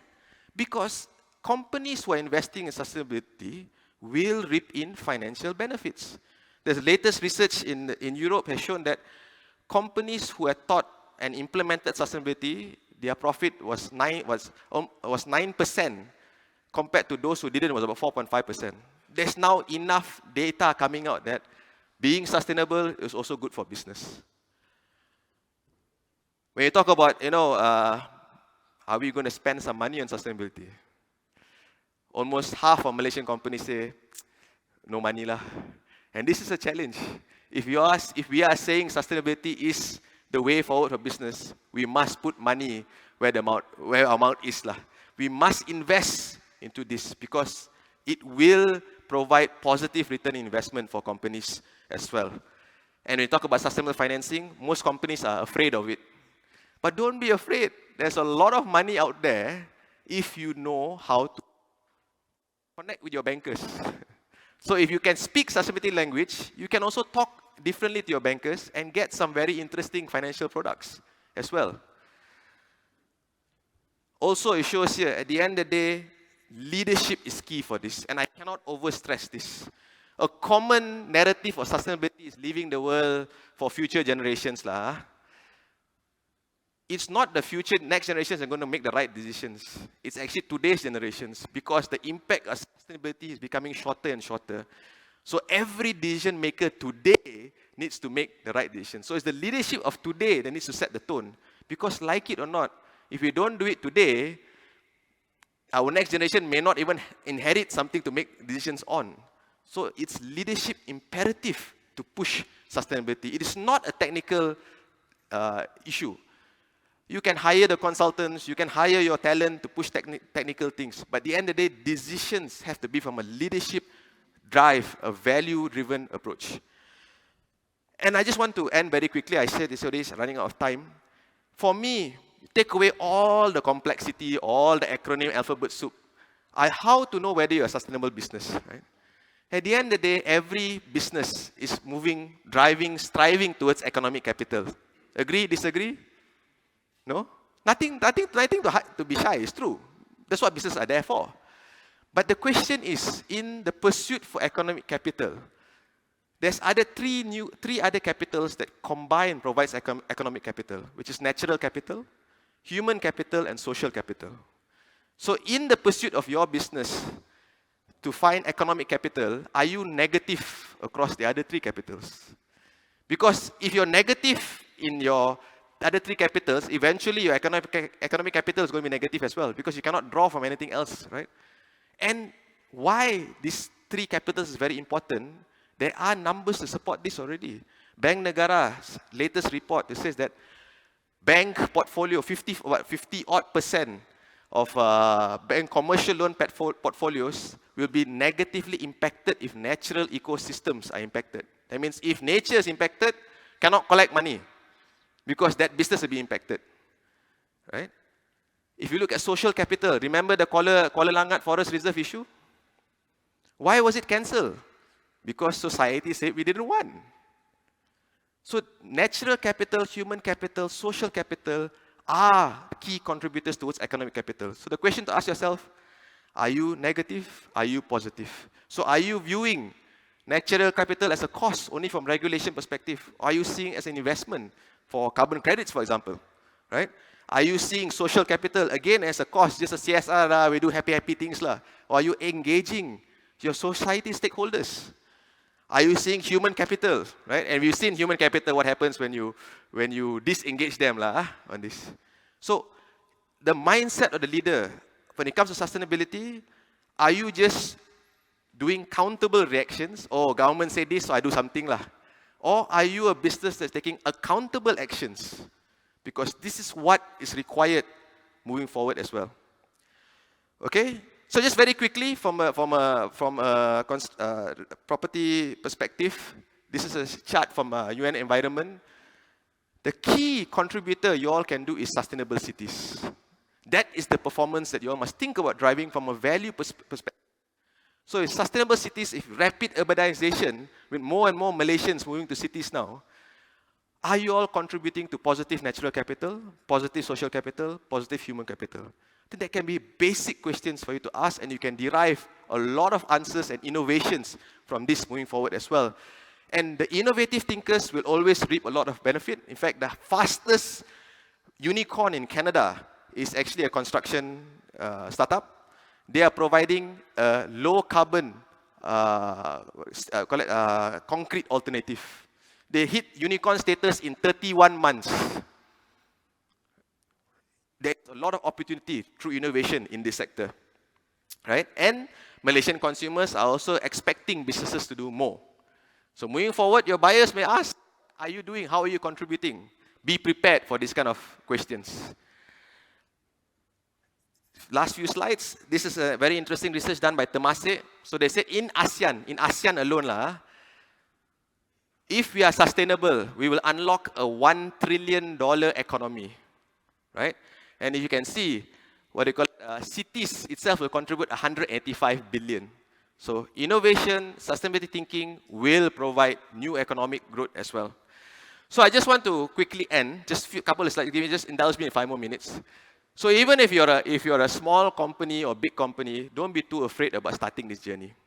A lot of good things already contribute to your ESG approach. So this is a quick research that we did with 20 SMEs.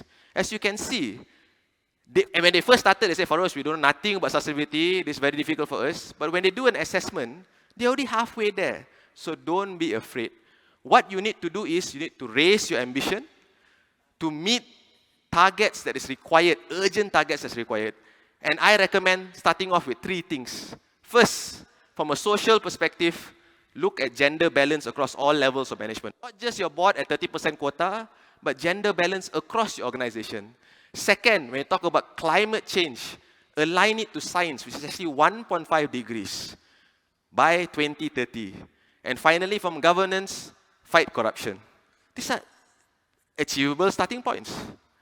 And to help you to do this, I just want to leave you with 2 resources. First, we must understand when you want to push sustainability, we need to have 2 types of competency, generalists and specialists.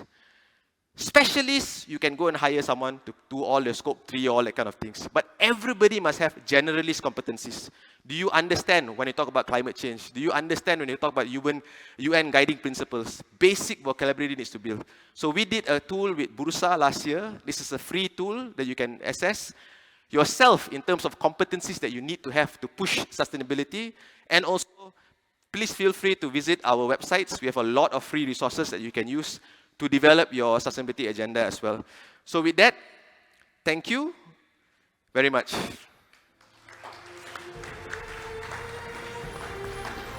Thank you, Mr. Farosnada. Speaking of sustainable financing, just a teaser, later at the 8th panel speaker will be from OCBC Bank Malaysia, who will be speaking exactly about climate resilience and sustainable financing of the built environment.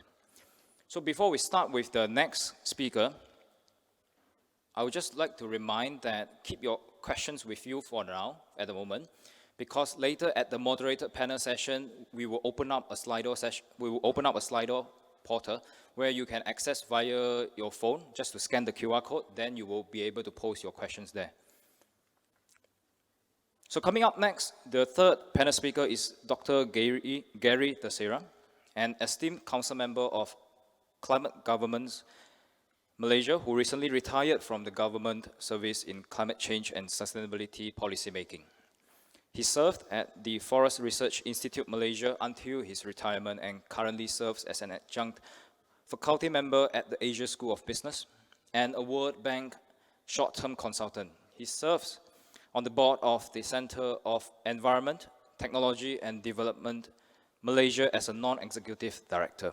He is also a consultant technical advisor to the Malaysian Green Technology and Climate Change Corporation, also known as MGTC, and advises private sector and civil society organizations.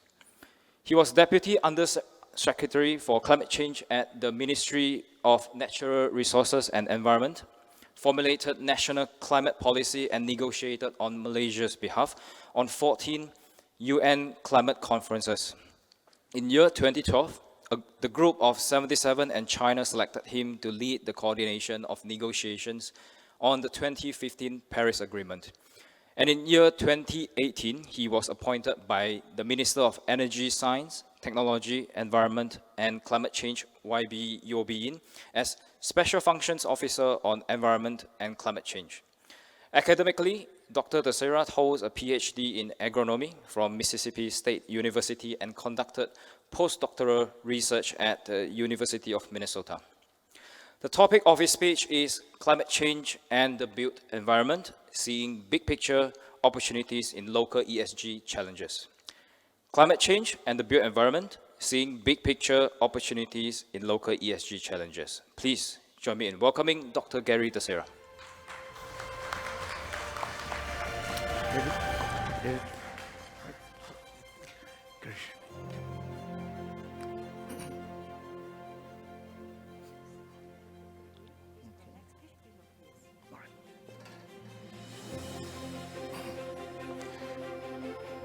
Very good morning, everyone.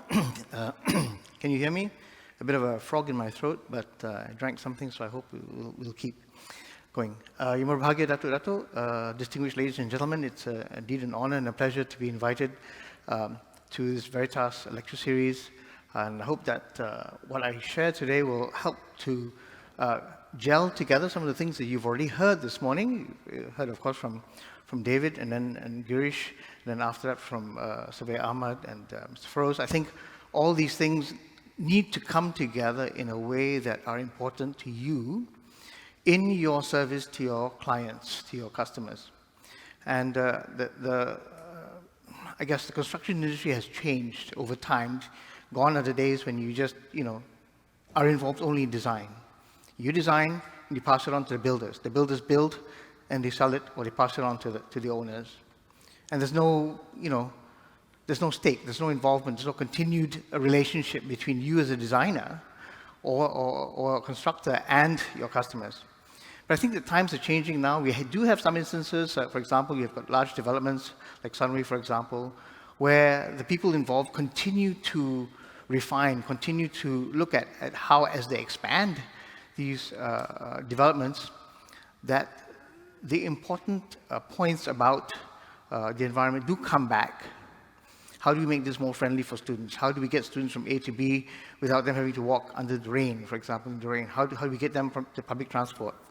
And all these issues find themselves in different situations. In the heart of KL, things are, all chopped up. How do you deal with it? Different buildings, different owners, different management schemes, different purposes, all right?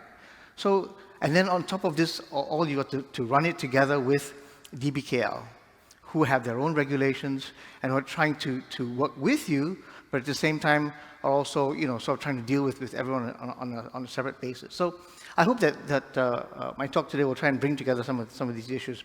As you heard from the introduction, my background is heavily into the climate aspects of this, and I think that is what is driving this ESG risk. Girish mentioned ESG as risk, but that stems from other risks that come in earlier.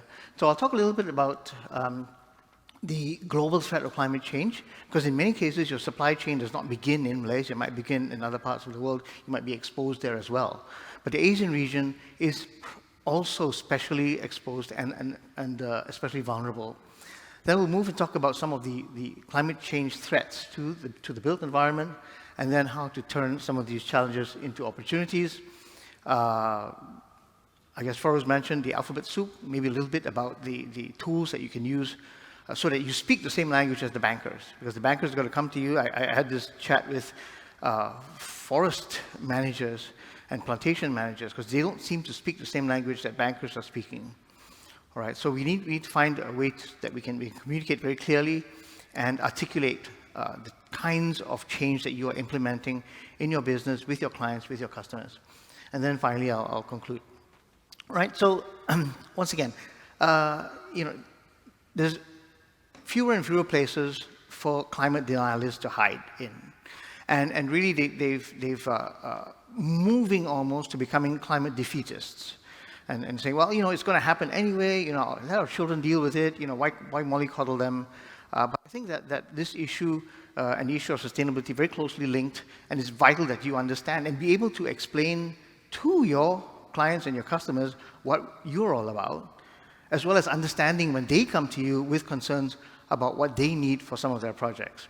All right, so of course we've had natural, and climate's been changing naturally for almost 2 million years. We've had ice ages for almost 2 million years, but the human race has only been around for 300,000 years or so. Right? So everything is happening very, very fast, and it's happening very, very recently in the scale of things. And things only make sense if you join the human impact of on the atmosphere to the natural impacts to the atmosphere. So what we're looking at is shifts. And the shifts are always relative to where you are. Now, on some of these slides, you'll see slides of other countries, and you'll see the impacts of climate there. But for Malaysia, it's already a little bit different because we are already warm. We are already very wet. We're already used to having high levels of precipitation. And the equator already receives the greatest amount of solar radiation. Right? So you can think about it as perhaps even a 3-degree average increase in the global temperature might result in perhaps a 1.8 to 2 degrees increase here. And so you might think, well, that's not that much.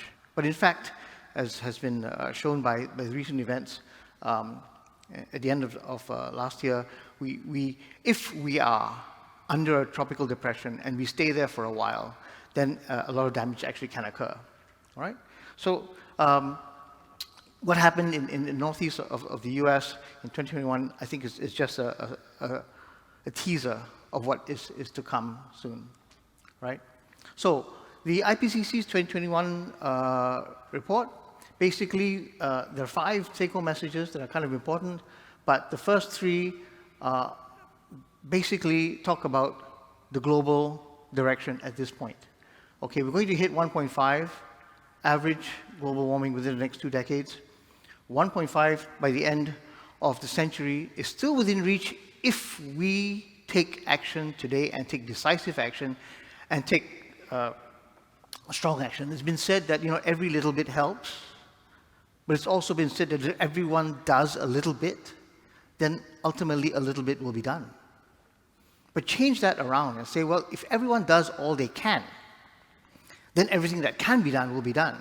And the nice thing about doing all you can is that changes with time, because some of these things actually require some kind of investment, a time investment, finance investment, okay, education investment, and these things might change with time. You might find yourselves suddenly with enough spare time to recycle or to do something else that you really want to do, all right? And one of the most important take-homes that our understanding of climate science, instead of actually getting more and more murky, is actually getting stronger. What's really important, though, is the last 2. The changes we are seeing are already unprecedented, and they will affect every region of the globe, and we are not exempted. But every fraction of a degree increase in temperature will result in dangerous impacts and costly impacts. So your customers are going to come to you and say,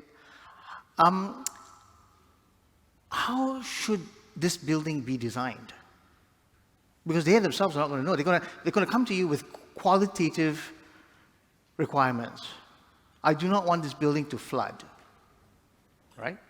But you're going to have to understand how to design that building so that it actually can be, or you're going to have to advise your clients, well, you know, where you are, it's a bit late for that.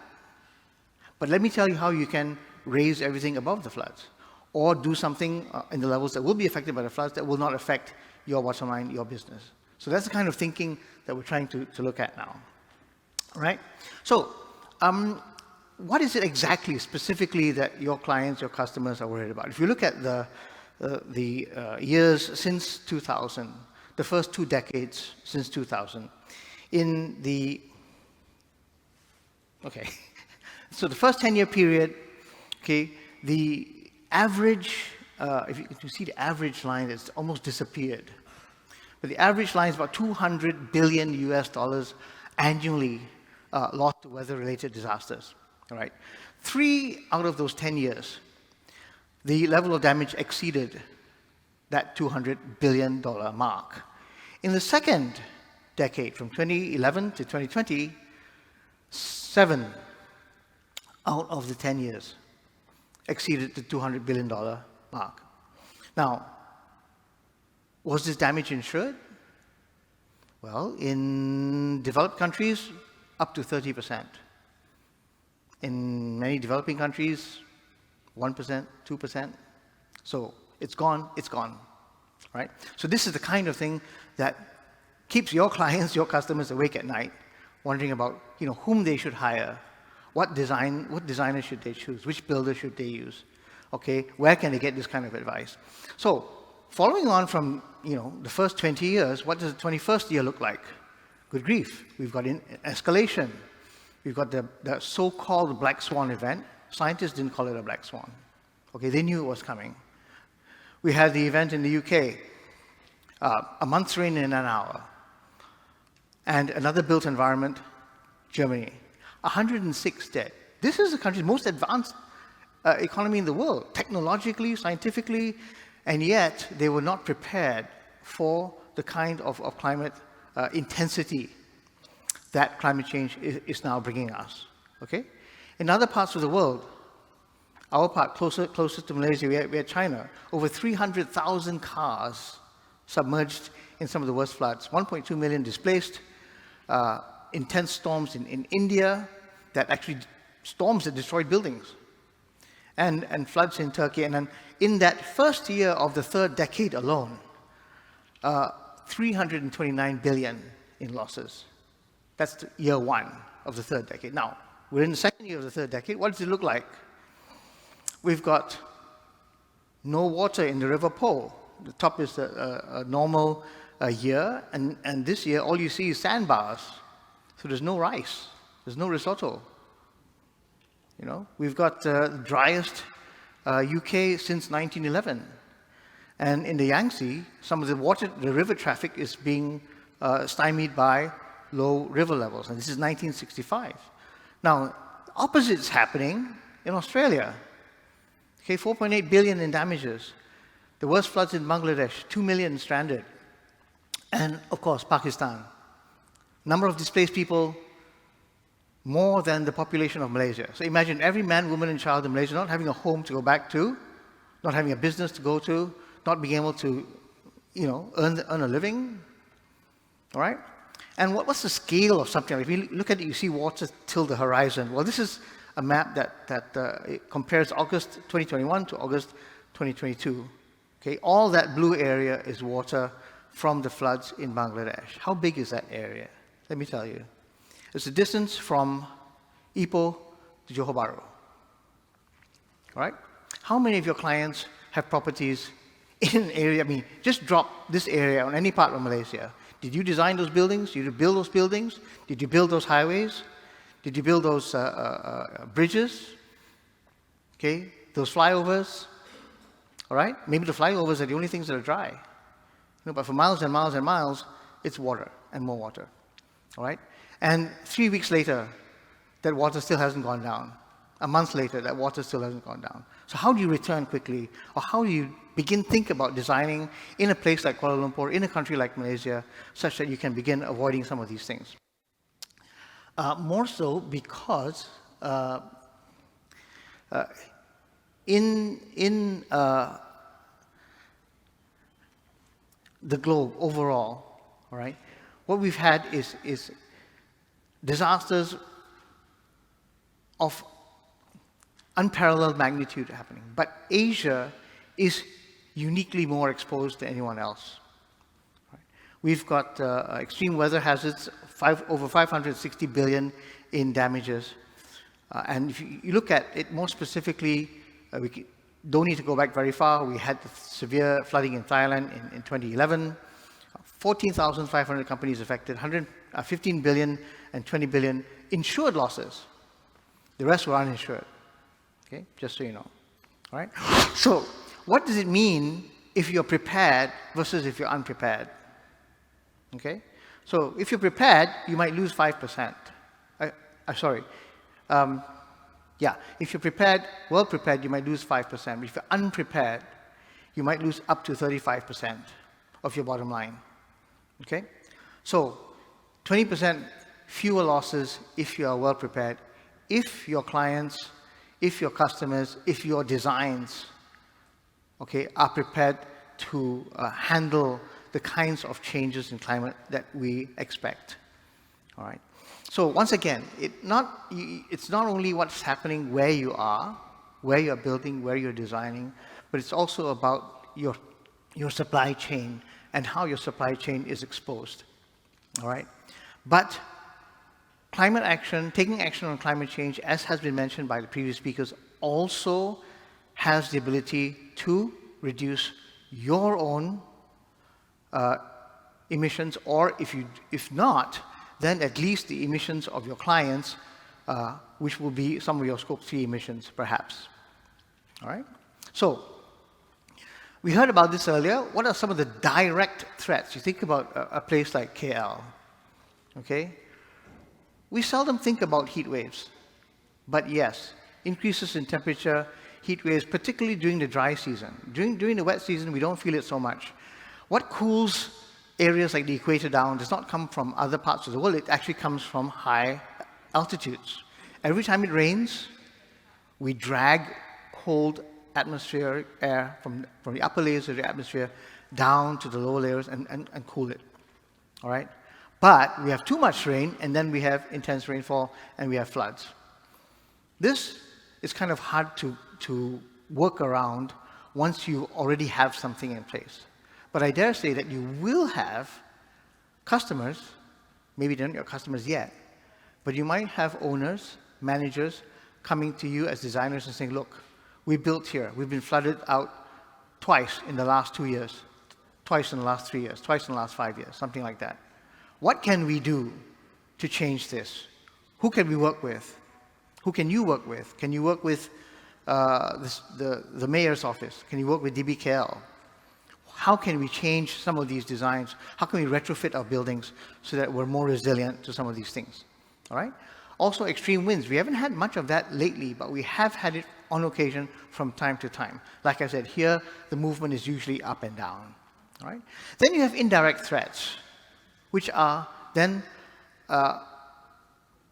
threats based on something that might not be under the direct control of your clients or your customers. The built environment requires energy. All these lights require energy. It's not generated here, it's generated somewhere else. But should something happen on the way here or something happen there, then you are exposed as well. All right? So the systems, and I'll talk about those later, energy supply disruption, water supply disruption. Could this hotel function without water? No. Food supply disruption, this is a slightly more long-term thing. All right? But if you think about it, if we've got saltwater intrusion in the Mekong Delta, we import rice from there. Pakistan, 15% of the rice crop destroyed. We import $60 million worth of rice from Pakistan. And they're not exporting it from what they need. They're exporting it from that small surplus that they had. And that surplus has been hit by those floods. So once again, the exposure, right? Sewerage and waste management disruption. Not nice to talk about, but it really happens, okay? If you're flooded and your sewer system is flooded, then sewage is not moving, I'm sorry, right? And finally, industrial and commercial supply chain. You as builders will know perhaps some of the steel that you buy comes from places other than Malaysia, and if it's disrupted, you're going to have problems as well. Okay, then trying to think about design in terms of systems, because you know, whenever we design a space, particularly a built space, we really need to consider the impacts of all these systems. So information systems, of course, you use the information systems for command, for control. You use them for monitoring and reporting. Occasionally, they are used for detection and early warning. All right? You use them for communication. You need to broadcast an emergency, get out of this place fast, water's rising fast. We use it for social media, education, entertainment. But very, very importantly, nowadays, we use it for financial transactions. All right? I realized, you know, good grief, I haven't paid this bill. It's overdue. Pull out the phone, a few taps, it's done, right? But what if the system goes down? And what if the systems are linked? What if the systems are dependent on other systems? This is when you have problems, okay? So when you're talking about built environments, also talking about mobility, not just people, but stuff, a lot of stuff. Food has to move, waste has to move. All right, so we're talking about power mobility, where you might be powered by petrol, diesel, or electricity.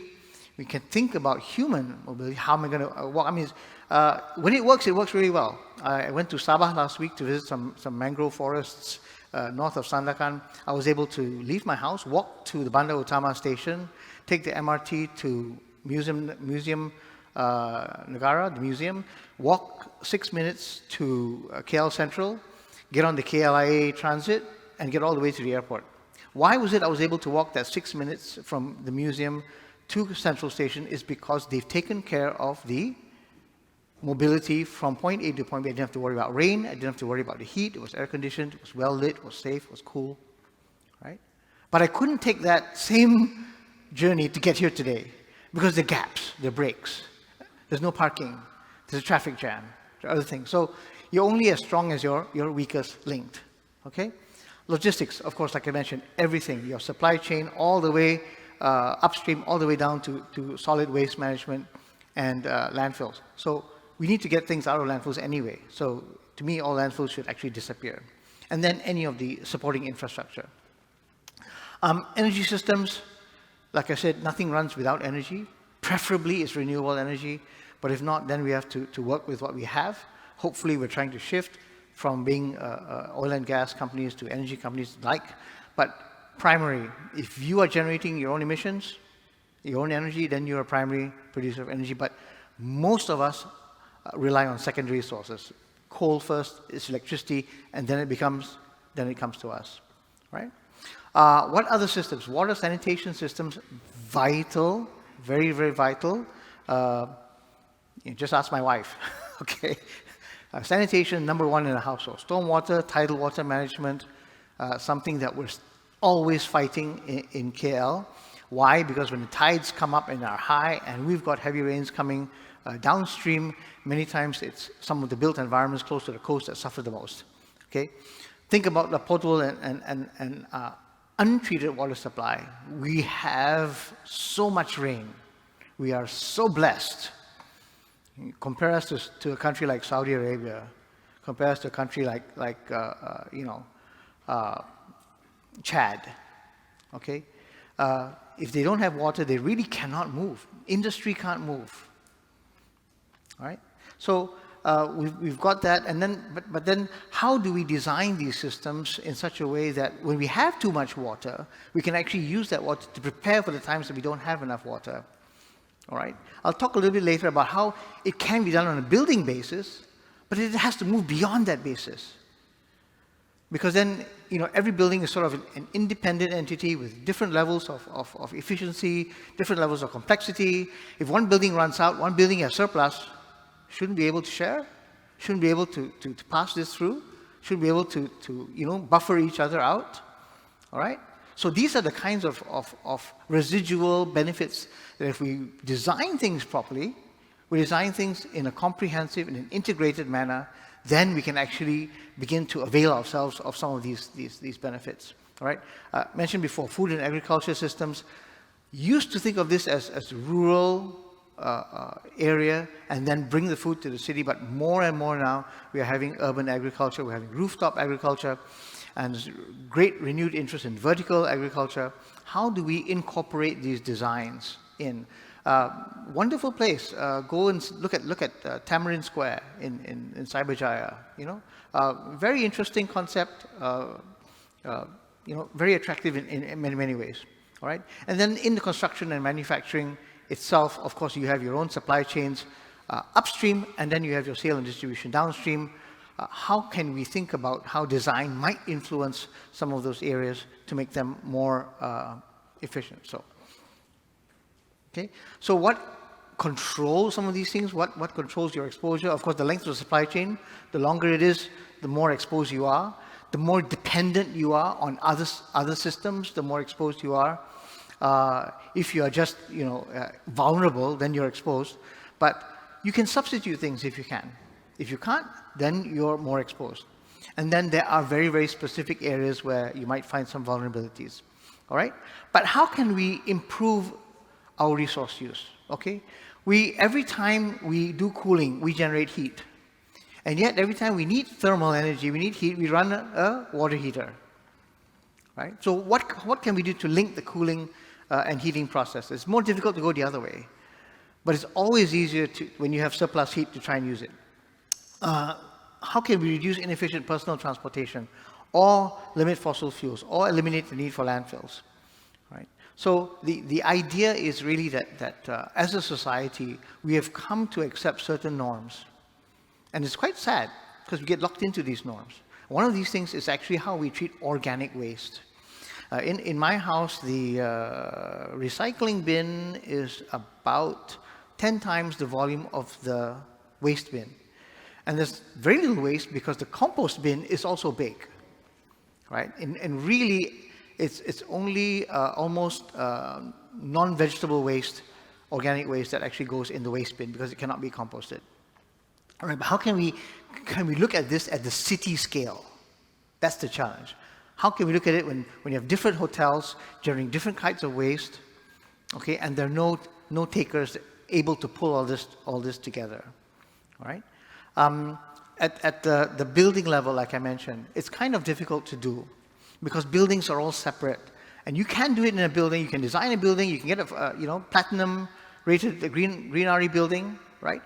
But in the gap between your building and the next green RE building, there's going to be another building that perhaps fails on all accounts, or perhaps it's an alley or a dead space, and that's going to be where all the rubbish is going to end up, where everything's going to collapse, all right?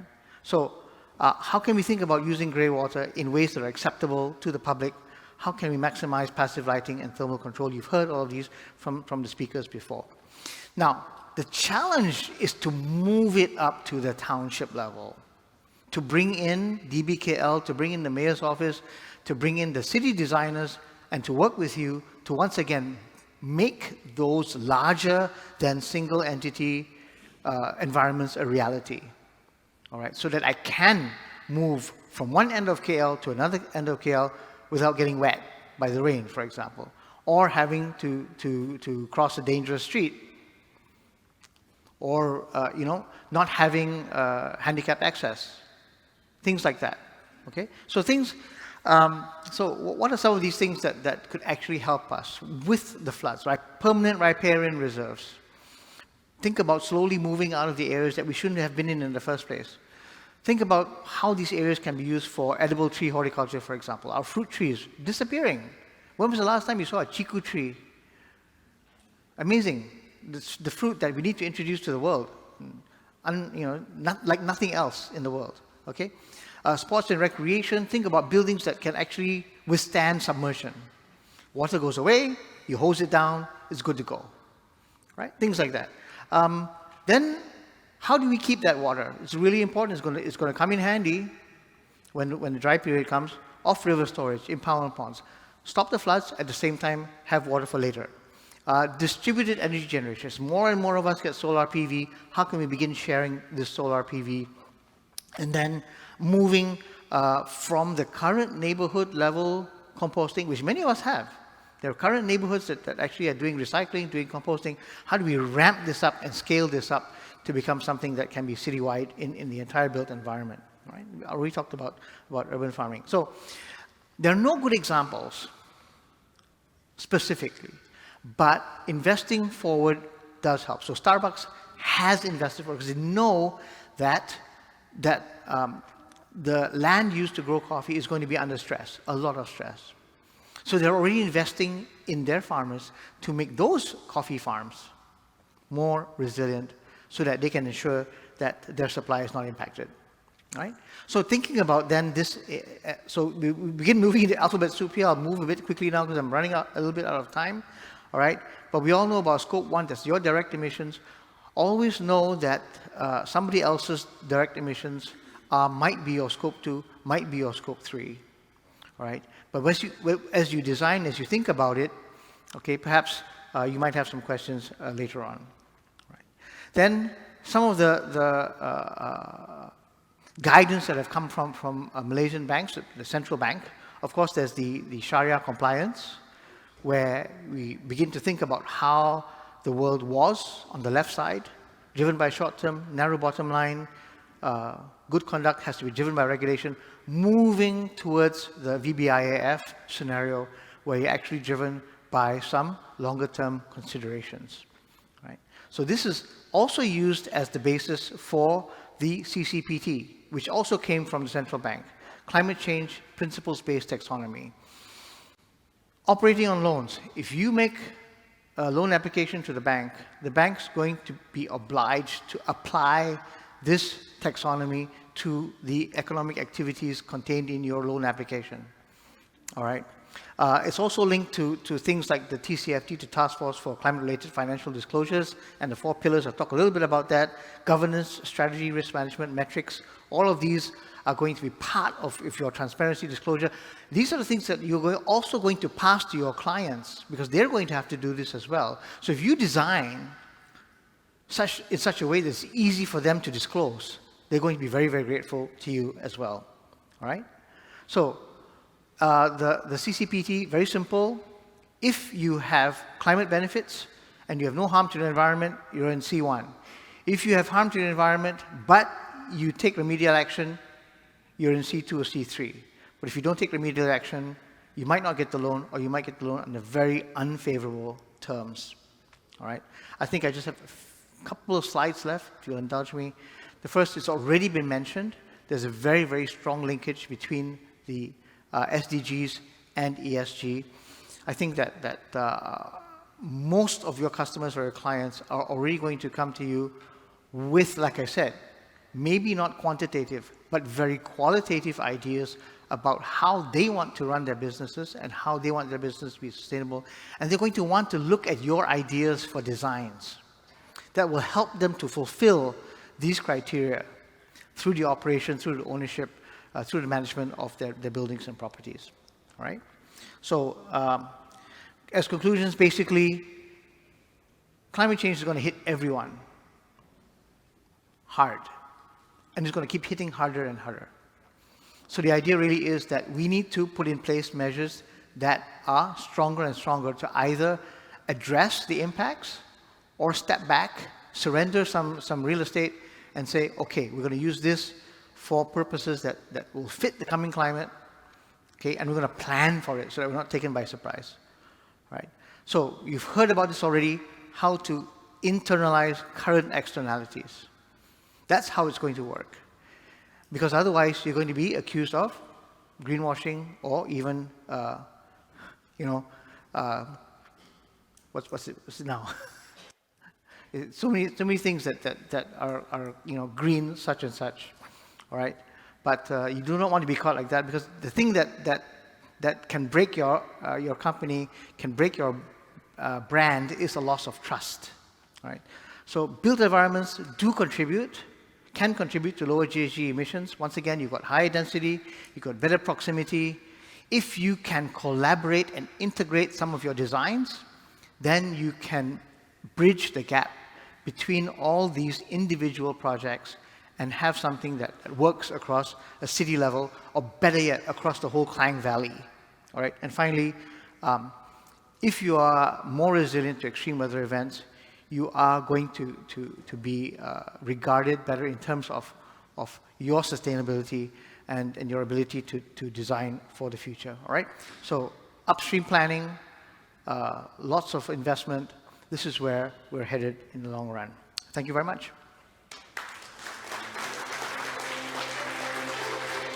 Thank you, Dr. Gary. Coming up next, the last panel speaker of the morning session is Dato' N.K. Tong, who is the co-founder and group managing director of Bukit Kiara Properties, a niche property developer of innovative lifestyle properties based in KL since year 2000. Apart from taking the lead in BKP's interest, Dato' Tong has been active in governance roles in other organizations, among which as director on the Young Presidents Organization International Board from year 2013 to 2016. And since year 2018 as a director on the board of Standard Chartered Bank Malaysia Berhad and as a chair of its board risk committee. He is currently the president of Real Estate and Housing Developers Association Malaysia for a tenure from year 2022 to 2024, which has over 1,500 corporate members responsible for over 80% of Malaysia's real estate developers. The topic of his speech is ESG, remember the look under the hood. ESG, remember the look under the hood. Please join me in welcoming Dato' N.K. Tong. Actually, good afternoon. We're 1 minute over 12. So everything is going according to plan, because when I spoke to David, I wanted to speak last, because everything that's already been said has been said. Everything that needs to be said has been said. And so that gives me very little time. But however, if you remember in 2021, oil price went to minus $37 a barrel. So today, you're going to hear me speak for minus 1 minute because we have a panel at 12. But jokes aside, I'll try and keep this really short, perhaps 15 minutes. Okay, so disclaimer, not an expert. So now's a good time to take a toilet break. I'm not representing REDA, Bukit Kiara Properties, or Standard Chartered Bank, where I'm a director. However, taking on Faraz's theme of having a quick ad break, if you are interested to get your buildings certified, look to Green RE, which is the leading real estate certification tool in Malaysia, and of course, sign up with VERITAS because you get green check thrown in as well. And on Stan Chart's point of view, if you're looking for ESG and sustainable financing, the bank is very keen to grow that business. So again, you will be on a journey that will help you hold your hand and see what you need to do. No slides today, so a lot of storytelling, personal journey, anecdotes. I wrote this while I was sitting there. I realized I've written too much, so I'm going to cut it short. And warning, potentially controversial. So I'm going to start with 3 controversies. Actually, I had 2, but Girish actually beat me to it, and I didn't realize you drive a Tesla. But 3 controversies. First, I refuse to drive an EV or plug-in hybrid in this country. Okay, so now we know from Girish, I think he has a better number, 70% driven by coal. Mine, I thought was 43. Second, nuclear is the safest, cleanest, and cheapest form of electricity. I'm not going to talk about that because we could be here for the whole day. And third, we have to stop mining because we want to go green. Think about that. Okay, so today the theme was ESG, remember to look under the hood. I think all the speakers here have painted a very big picture outline, which I'm glad because I'm going to develop on that theme. And then maybe towards the end, how we can make it personal. So I'm going to go on 3 buckets. We have to look under the hood. We have to do the right thing. And the big question is, where do we start? Either as a corporation or as an individual. So the low-hanging fruit is the E in ESG, environment. I think everyone knows that. S, perhaps social, beyond corporate social responsibility. And G, governance. Hopefully we all show up to vote at the next general election. So let's look under the hood. Let's look under the hood. A couple of risks. We have to stop mining because we want to go green. Why? Because we want to go green, we want to use the green economy. Whoops. We need silver, we need copper, we need battery metals. They will just miraculously appear from the ground. Oil palm plantations, the orangutans, for sure, we have to deal with that. But actually, it's more than that. There are species around the world that are going extinct before we discover them. So if you are interested, read this book, The Sixth Extinction. We've had 5 throughout millennia or millions of years. The 6th one is happening even as we speak. But come back to oil palm. 10% of the land area for agricultural edible oils, producing 35% of the output. So if you actually multiply by 3, you have 100% of the world edible oils, 30% of the earth, land occupied, and you can reforest the other 70%. What a great deal. But you know what? We didn't get there first, so that's a challenge. Other things you should look at, driving versus flying. After the 9/11, everyone said, oh, it's too dangerous to fly. I think within 6 to 12 months, more road deaths in America reported than were lost in the Twin Towers. Safety on nuclear, how safe is it? Ms. Greta argues about it all the time. But just, I think, 3-4 days ago, she had to say, no, don't shut down your last 3 plants in Germany, please, because you're burning coal. Speaking of which, everyone's afraid of nuclear, how many deaths it causes. Well, let me ask you to search Harvard air pollution deaths. Okay, in September. To be fair, it was a joint study with Leicester, Birmingham, and UCL. And they estimate 8 million people die a year from air pollution generated by fossil fuels. Just bear that number in mind. I'll touch on it again later. Oh, I'll touch on it now. Malaysia, going green, great. National Energy Policy, I hope you've all read it. 74 pages, 2022 to 2040. Not a single mention of nuclear. But good news, we're going from 7% to 17% renewable. If you do the math, that means 83% will still be fossil fuel. And remember the 8 million deaths per year. So we're being left behind for at least 20 years because at least 20 countries around the world are now adopting nuclear energy. And how long does it take to go from 0 to hero? Well, take France as an example. It went from 0 to 70% in 10 years, so it can be done. So that is remembering to look under the hood, look at 2nd, 3rd, 4th order effects, right? Unfortunately, this year, there'll be a lot of deaths come this winter, either due to lack of energy or famine. And this is not Russia-Ukraine. Gas prices were going up triple, quadruple before the war. It's just been exacerbated by the conflict. Europe will pay the highest price for LNG, and therefore the rest of the world, the third world countries, will be lack of it. Fun fact, there are not even enough LNG tankers to deliver all the gas that was supposed to come down Nord Stream. Okay, so I'll get off that platform. The second thing, doing the right thing. So again, more stories. My experience in development, both at Sunrise, now UEM Sunrise, and then at BKP. First example, aluminum formwork, doing the right thing. We adopted the use of aluminum formwork in the late 80s, long before the push for IBS. It was bloody expensive, very expensive, but we did it. Why? For quality and speed. We did the right thing. In the process, we discovered when you can go up 4 days per floor, you can actually have your 15% billing for structure and 15% billing for doors and window frames.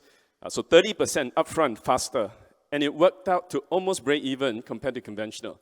Then, 1, 2, 3 decades later, I discovered, wow, this is great for the environment. Because this stuff can be used for 50 to 100 floors, and then you can go send them off to recycle in your Coke cans. Instead of, every 2, 3 floors having to, or 4 floors, depending on the quality you're looking at, having to just burn that plywood.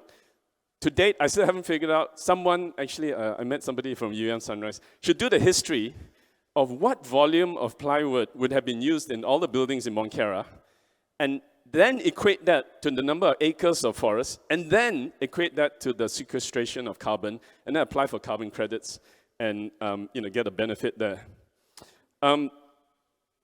Second thing, mineralized silicate paint that we use in our buildings. Again, costs 50 to 100% more than conventional acrylic paints. We've been using them since the beginning of time. Then this whole business of low volatile organic compound paints came. I went to my paint supplier and said, hey, you know this mineralized silicate paint that you charge us an arm and a leg from that comes from Germany? How low is the VOC? Does it comply with the rest? He said, no, are you kidding me? It's 10% of what the low VOC paints claim. And he said, I give you a 20-year warranty. They give 5. So you paint that building less often, and therefore you release less VOCs. I thought, phew. I didn't do it for that purpose. I did it because we wanted better quality. Top management. Over the years, we've just hired and promoted and sponsored the best people, and we are 50% female in the top management. And in 2016, I was in Diversity and Inclusion Task Force globally for an organization with today 30,000 CEOs. And we were talking about these issues. How do we create an environment that's diverse and inclusive? Of course, today there's equity, diversity, equity, and inclusion. And, again, doing the right thing turned out, organized a conference in 2018, insisted on 50% women speakers on stage, got to 40. And 2 months before the event, the women movement, what was it? Lean In, that one, where they were encouraging women, came in and said, oh, okay, looks like I'm jumping on a bandwagon, but it took us a year and a half to organize. For those who are interested to understand about issues like that, gender inclusion, I would recommend this book, Half the Sky. But the women in this room, if you have male partners, please let them read it first. Because you are going to be so upset to what has been done to the female gender throughout history, and even today. But at least they know what's coming once they've read it. Okay, so we've talked about looking under the hood. We've talked about doing the right thing. I'm on track for 15 minutes. Where do we start? How do we do this, right? 2 weeks ago, I was in Semonggok at the orangutan sanctuary, and a fantastic, fascinating biologist gave us a great talk, also highlighted all the species that are going extinct before we discover them. And then we started talking about, personal responsibility. He's plant-based. But then he made this comment, actually, it's the corporations that have to make a difference. They are the ones that are really make a big difference. But if you think about it, what is a corporation? You cooperate. It's a group of people. It's a group of shareholders. It's a group of management team. It's your suppliers, your contractors. It's your consultants. It's a whole ecosystem. And it starts with everyone in this room. I mean, some of you are the industry leaders. Some of you are part of the machinery. And you're thinking, can I make an impact? And I would suggest that, yes, corporations make a big difference, but it starts with each of us as an individual. So I'll just share a little bit about my journey. David and I are diverse. I love my favorite food. My favorite food is shark's fin. I haven't had a bowl of shark's fin since 1994. Okay?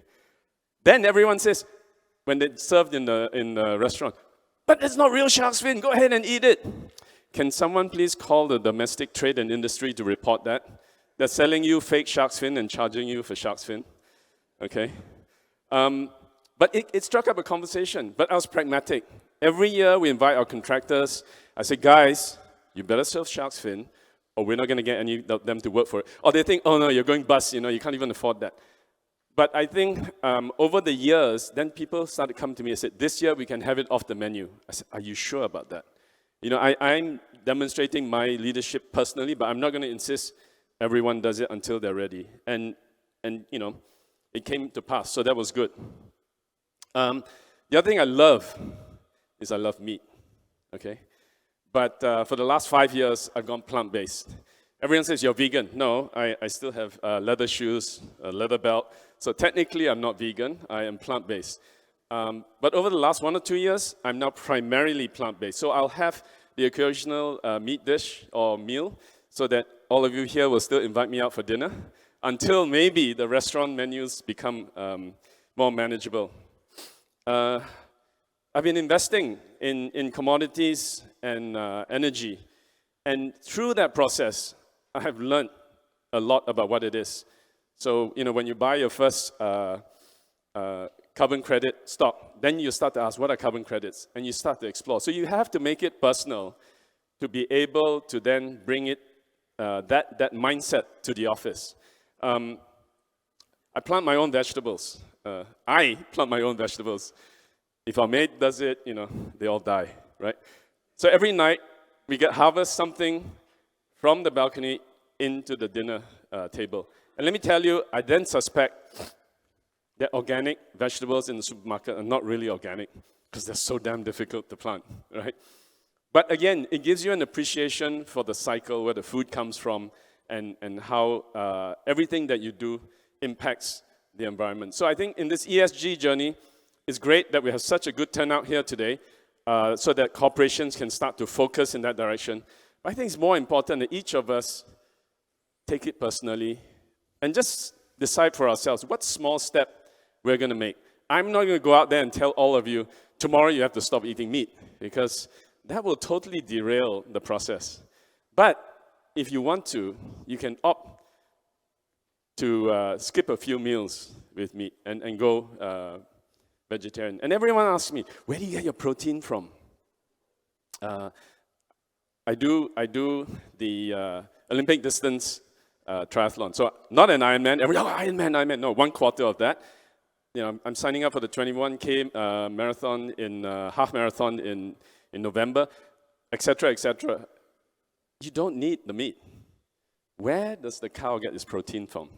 Of course, we can then go into why that type of lifestyle would be better for the environment, but that's another story. So in conclusion, just want to bring it in at 16 minutes. Remember to look under the hood when you're considering your ESG initiatives. What are the long-run implications, second, third, fourth order effects? Do the right thing. I think often if you just feel that it's the right thing to do, you will later discover that it has positive impacts on environmental, social, and governance point of view. And finally, where do you start? I think you start with yourself in this room, making a commitment to make the world a better place. Thank you. Thank you, Tato Tong. Please remain on stage. Please remain on stage, and I would like to invite all panel speakers in the morning session, including the keynote speaker, Girish Ramachandran, to join us on stage in the first moderated panel session with the moderator, David Hashim. To the audience, in the meantime, please scan the QR code using your phone to access Slido and post your questions there.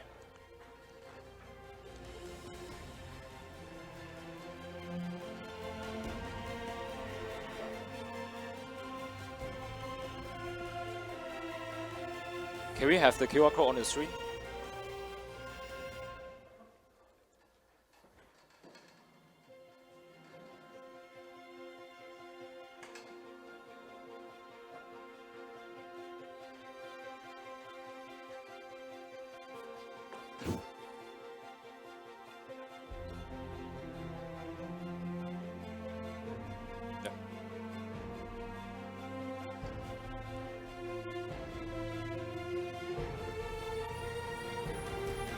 Yep, all the speakers, please take a seat.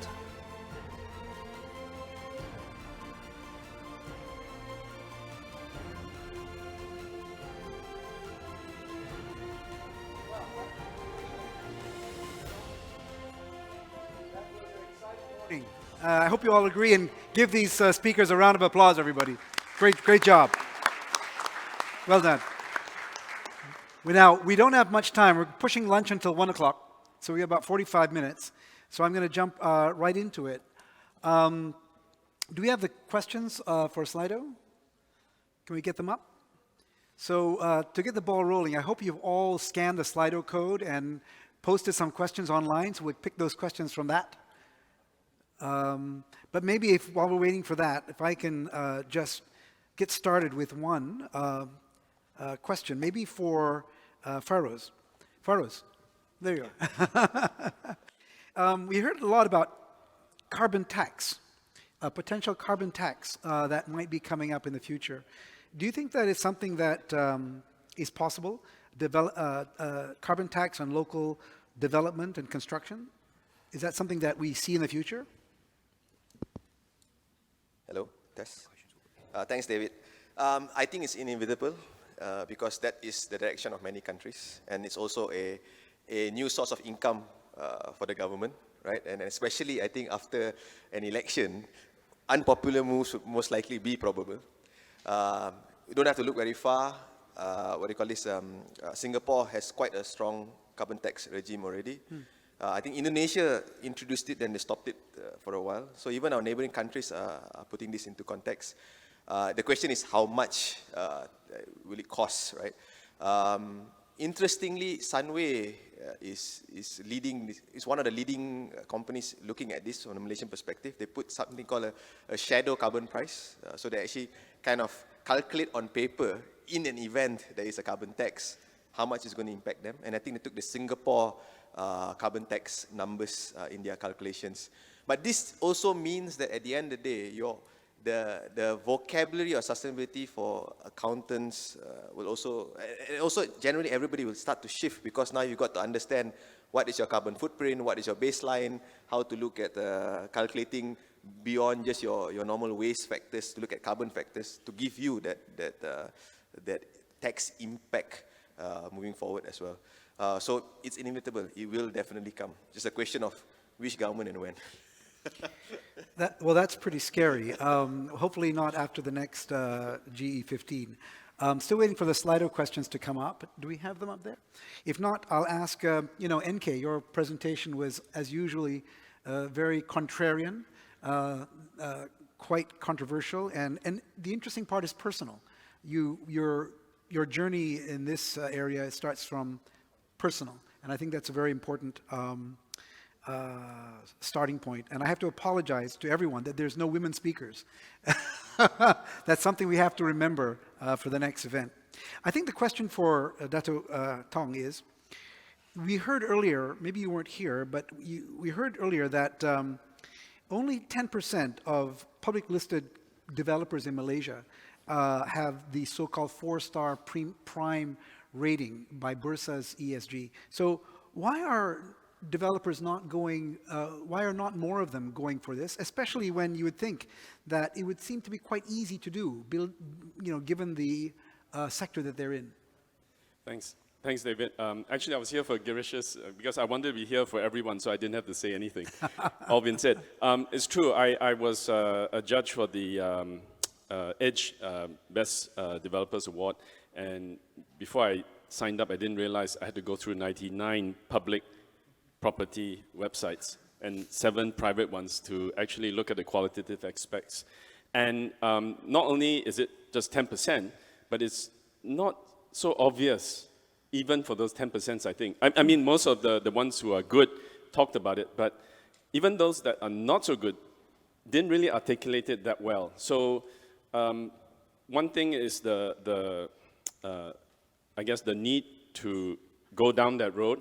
And the other thing also is the need to share the story that you're going down that road. It's not just for their own personal gain, but I think it also impacts the industry as more and more people talk about it. This reminds me of a conference that we sat on a panel decades ago. That's how young we are now. And you ask, why are developers not going more tech savvy, and the way they select their pricing on units, you can press and everything comes up. It's the same with the whole ESG thing. It's a very traditional, it's not like manufacturing where every incremental improvement can be scaled to every other product, because each building is different. So then they question, well, do I have to reinvent the wheel and think about it? But I think to your point, once you start thinking about those elements, there is a template. I'll plug you again, Veritas Green Check will come in and you can rinse and repeat. But they it's not immediately obvious to developers. Well, hopefully that will change over time. One of the questions here is for Surveyor Ahmad Farid. The question is, we've seen Bursa have a rating system for public listed developers based on their ESG performance. In the future, can we foresee a time when CIDB will start to rate contractors based on these requirements? Is that something you foresee? Thank you, David. Yeah, we actually incorporated that in our, we call it score rating for contractor. So we incorporated the part on this, it's not as per se ESG, but we incorporated the part where what are their contribution towards the sustainability. So there's a point being given for those who contribute on this sustainability. So we are doing that now. In fact, those ratings are actually being reported under the Malaysian Contractors Portal, whereby you can get the report card of each individual contractor, and you can look at the details of those rating being given. So we have done that actually. Oh. Yeah. Okay, good. Maybe we can share with the audience later a link. And I think that I'd like to mention that of the presentations we've seen today, most of them will be available to all the attendees in a PDF format later on. So hopefully we can get that. And here's a question that I think I'll pose to Dr. Gary.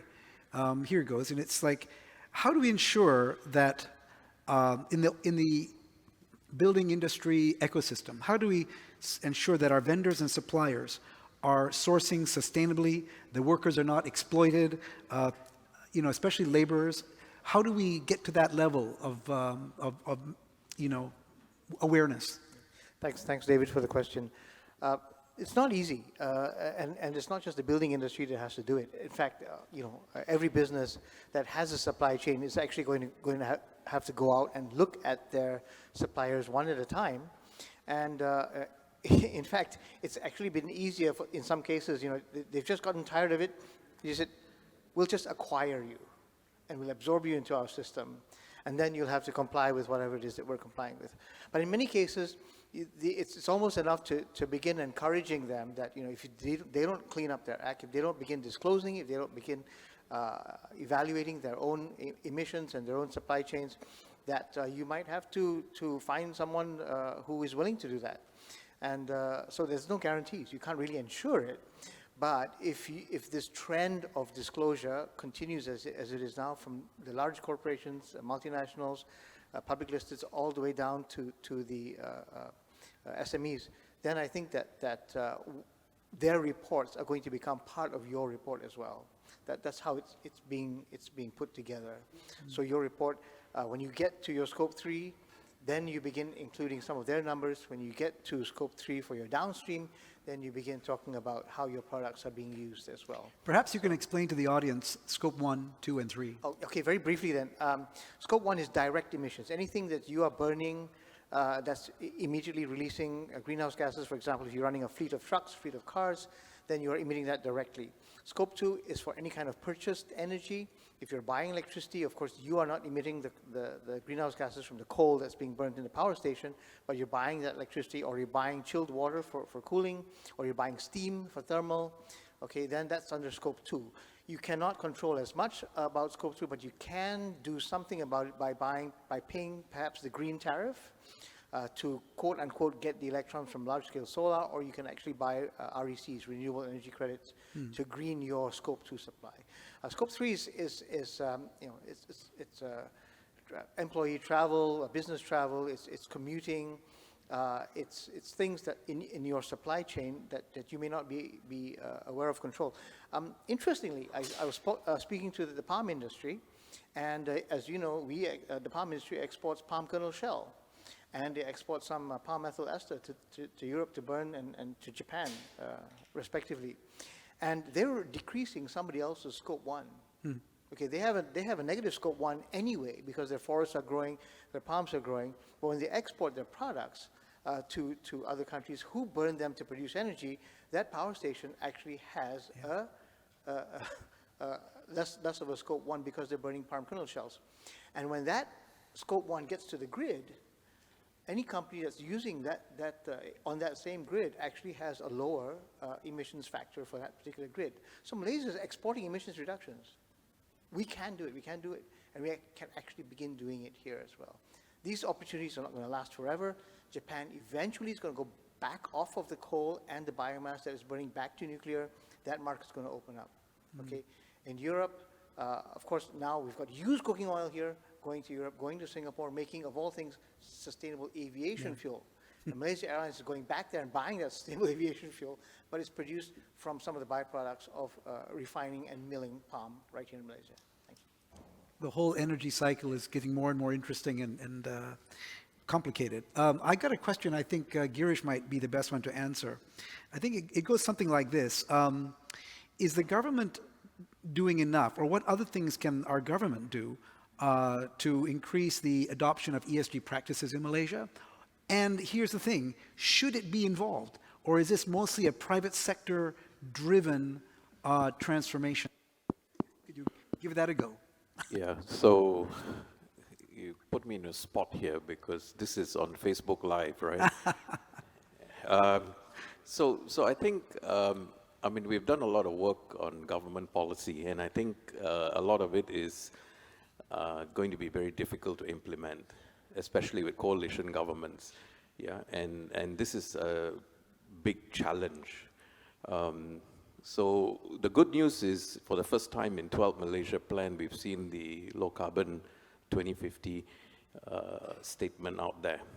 And I think a lot of the GLCs also, we've seen them going down this route of putting all the policies or targets on their business plans.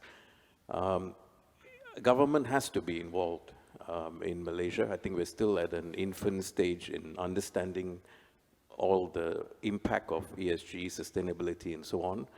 And I think we probably need the private sector to work in public-private partnerships with the government on whatever we're talking about today.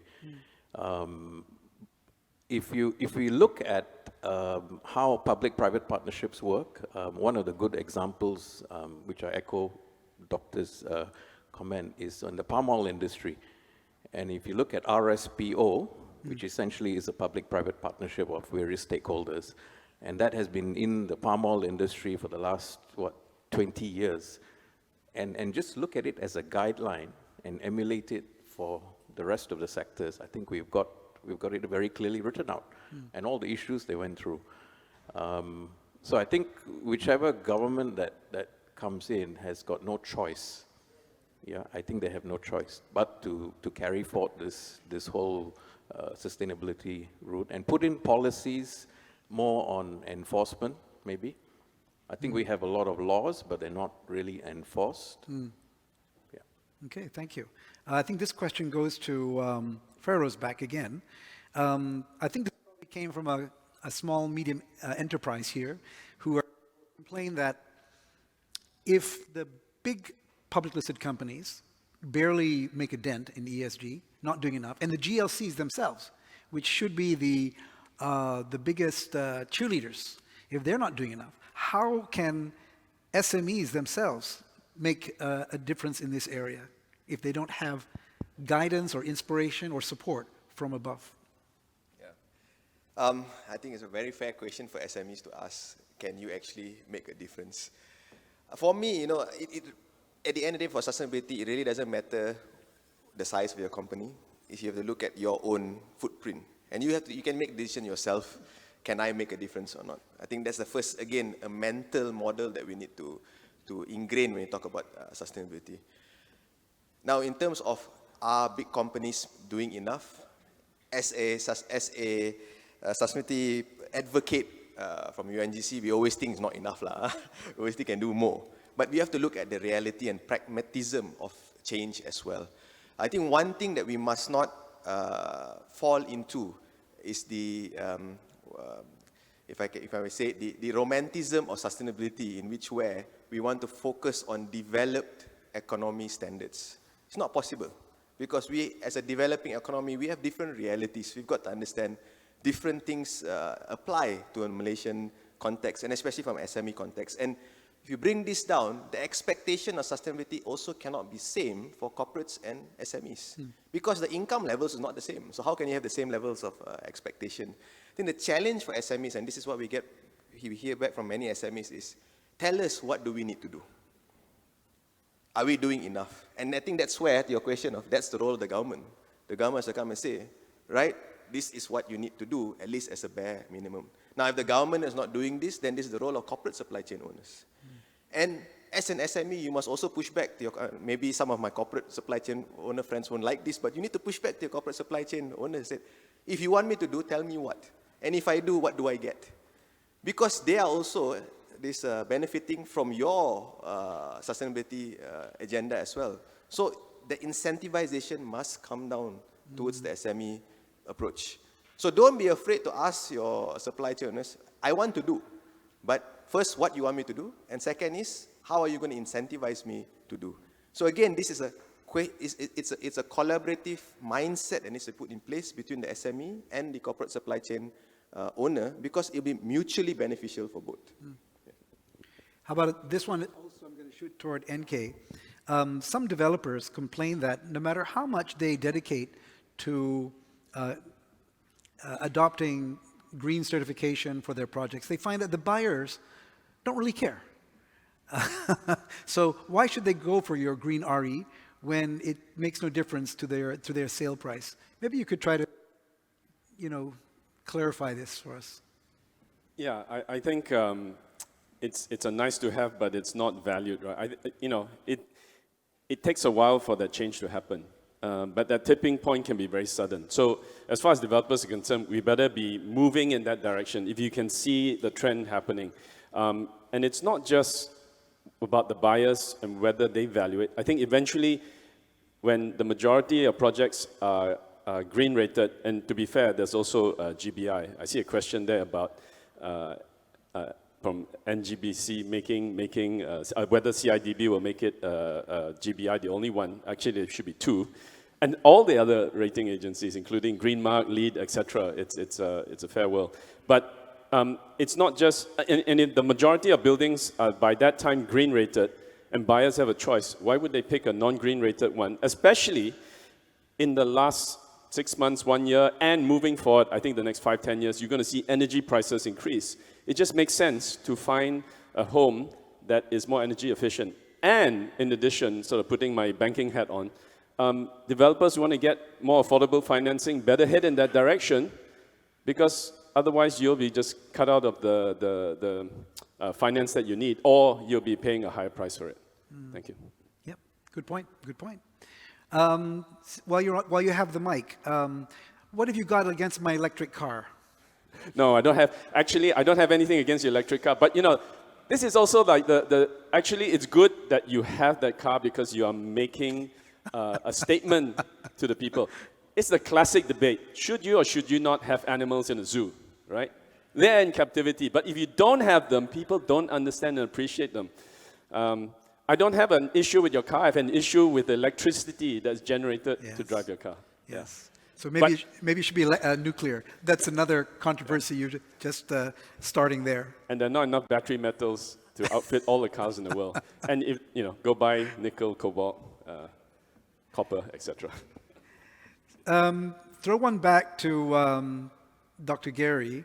Someone asked, how much in terms of an annual budget should companies allocate to ESG? Is that even a question to be asked, or is there another way to answer this without giving a figure or a percentage? How does a company allocate time and resources to ESG? Thanks, David. It depends where you're starting from, really. You've got to look at the pedigree of your company, your corporate DNA, and then look around you and try and benchmark yourselves, according to the top 10 in the business. And they're not keeping quiet about it. The top 10 are out there and they are making it known what they're doing, why they're doing it, how they're doing it. All right.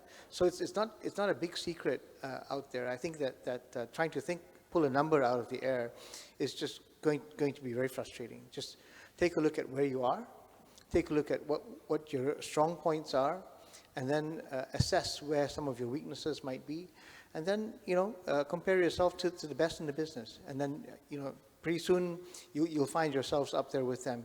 I think that what Dr. Tong said is really, really important. You've got to start, and it's got to start with you. Thanks. Sure, take it on.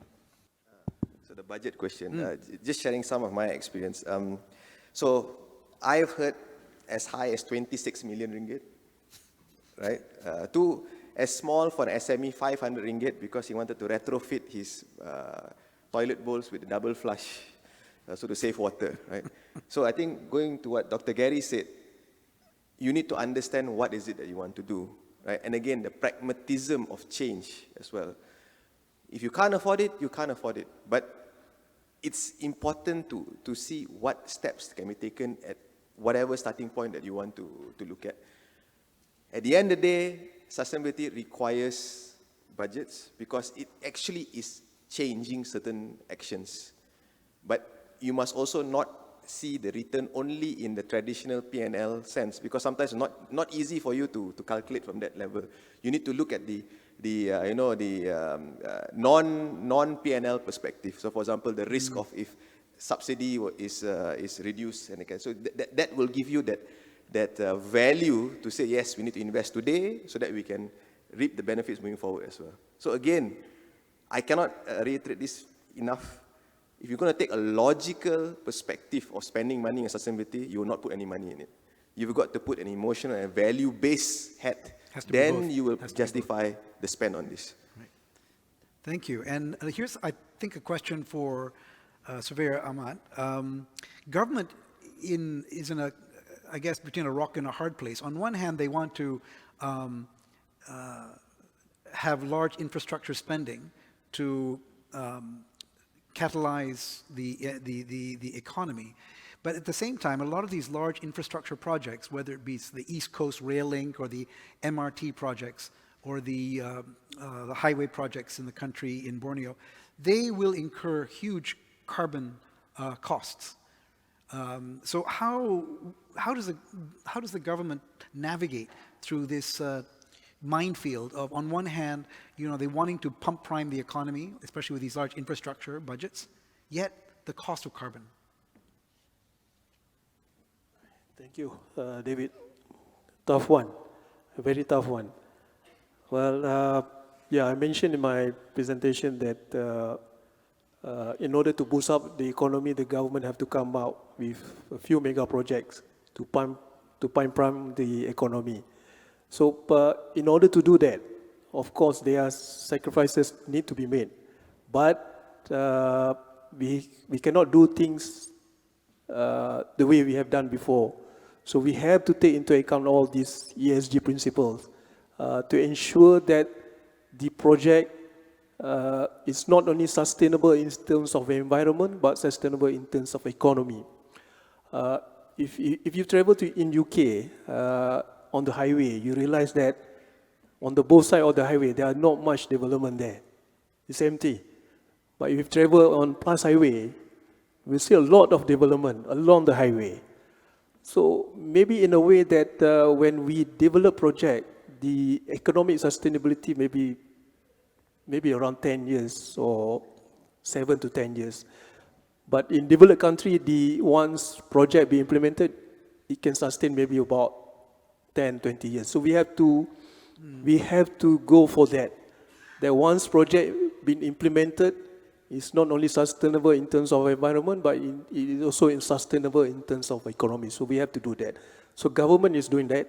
There are several policies being implemented, especially in big infrastructure projects, to ensure that all these ESG matter being looked into. Before the conference started today, there's a member of the audience here today who is from MRTCO. And I was very pleased that they were here today. And I asked them what encouraged you to come today. And apparently part of the decision process for the award of the MRT3 projects will be the company's ESG credentials. And I'm really, very, really pleased to hear that. So that's a good sign. I think another question here for Girish. Companies despite what Pharaoh has said, there is going to be some cost, whether it's 500 ringgit or what, 2.26 million, whatever. There's going to be some kind of cost.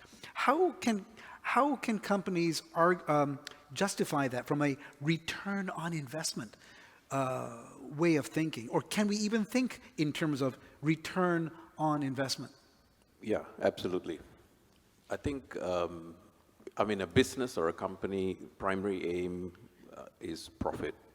So if we don't look at how we're going to maybe have a model where, say a 5-year model where the first 2 years we don't declare dividends. Let's say we don't declare dividends and we use that to invest in sustainability or ESG related either digitalization or collecting better information or doing better workers' quarters or hostels or whatever it is, you will see the benefit. Yeah, and it's important to quantify this. It's not easy to quantify it, but it's important to quantify it. And some of the work we've been doing is around what we call socioeconomic engineering. And this requires a significant amount of data, but if we look at the longer term benefits, employees being happier, being more productive, yeah, rather than them getting disrupted, that alone, I think, has massive amount of impact, productivity of employees. Yeah, so imagine, I'll give you an example.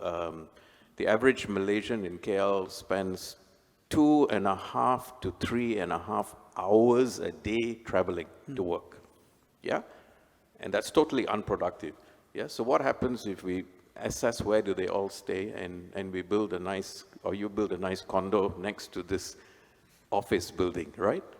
And we work on a model where we sort of make sure everyone's within that same condo so they talk to each other more and so on, and subsidize it. That time, 2.5, 3 hours, you just multiply productivity factors and what that could do. Yeah, so companies which are in sales, this is a huge amount of impact. Right. So we got to quantify it, and it may not be easy, but yeah, look at it as investment and return. It may take 10 years to get the return back. It may take 1 year to get it back, yeah. Because a lot of the ESG compliance formats that I've seen all want metrics. They want metrics. And we find it hard to place a metric on some of the social work that we do, other than to put a ringgit value. But return on investment, some of it is very vague, So I see the challenge there. David, can I add on to that? Please. Take for example IBS, why IBS is not that popular in Malaysia. Basically the culture of, I don't know whether it's the culture of the contractors or the culture of Malaysian. We don't look at future costs. You look at the current cost. So the current cost of doing IBS is high.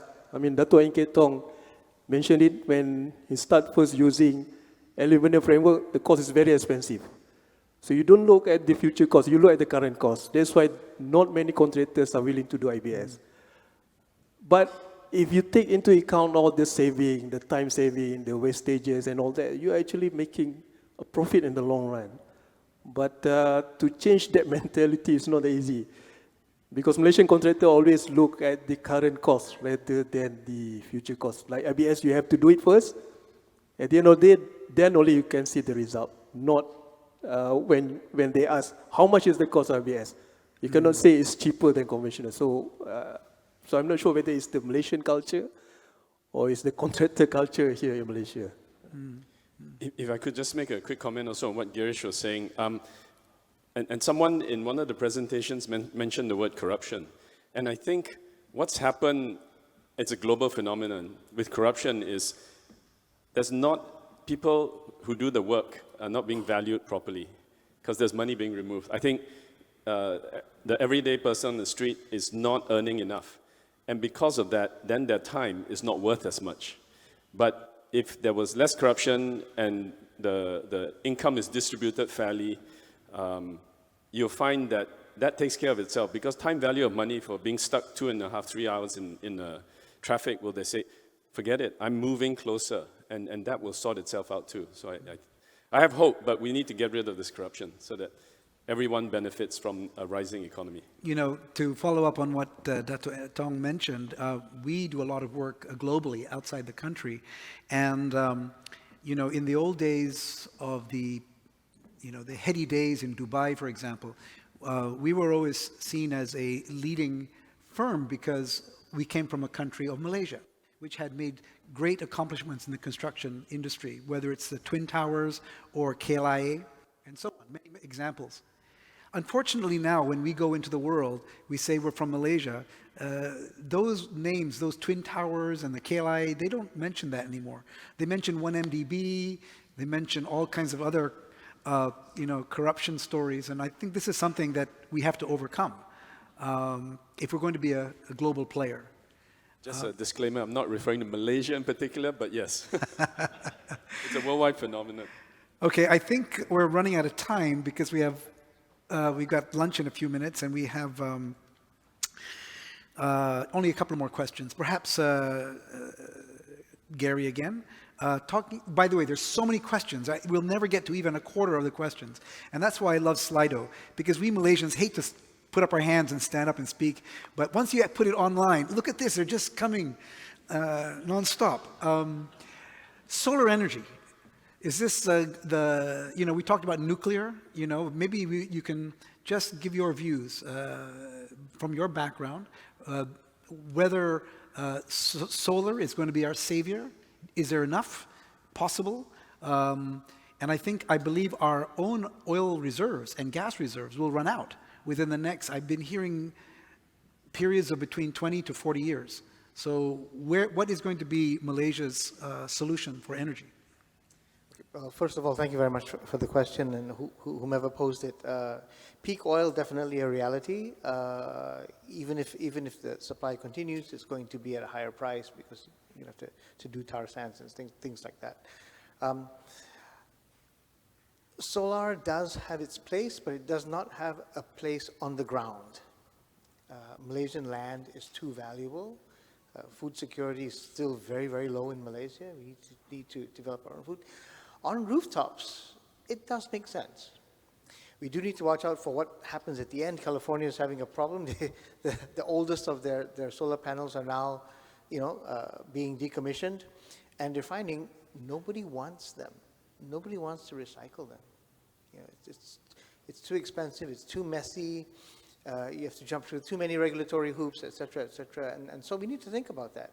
And if you do move into it in a big way, then you're gambling perhaps on the idea, the possibility that you might have technology that will take care of that in the future. But low energy density, okay, but once again, if you've got warehouses, if you've got schools that have got roof space, then that's where it belongs. If you've got land, it shouldn't belong there. Now, nobody's doubting the density of nuclear is the highest.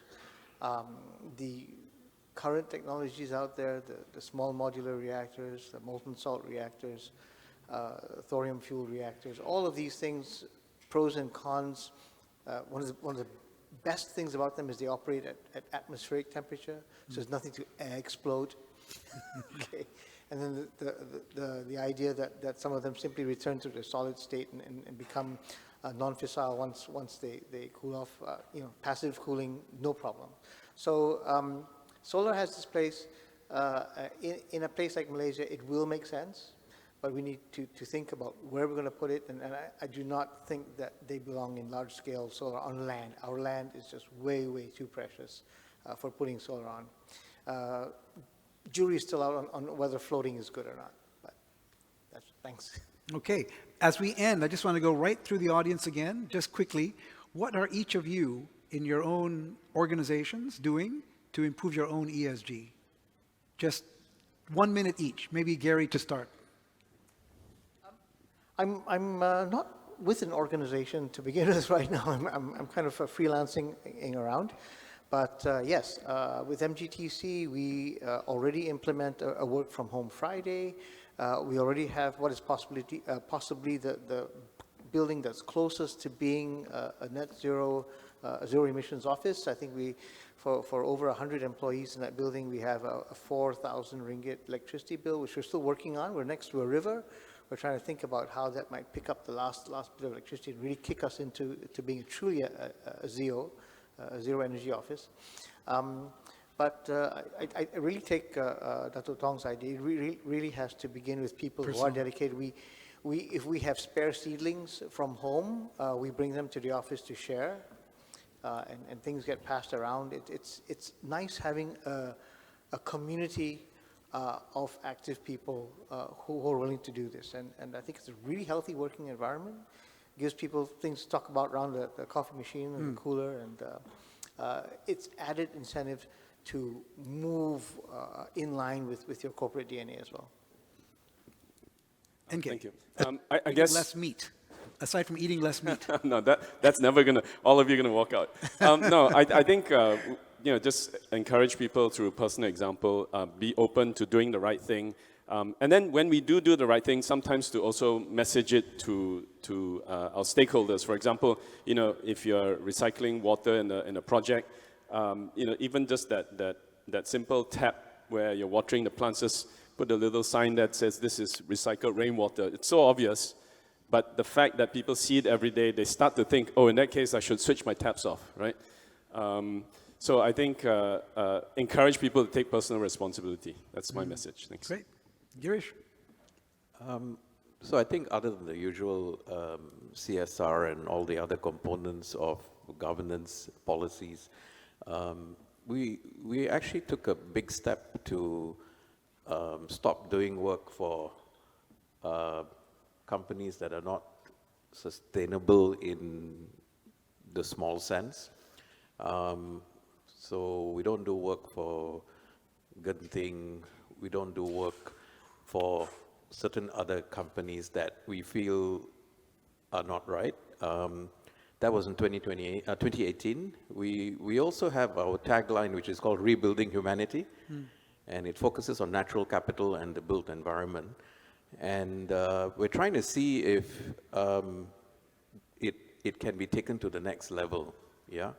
And this is a tough one, because the next level is taking that higher, and along the way, we help clients to also transition.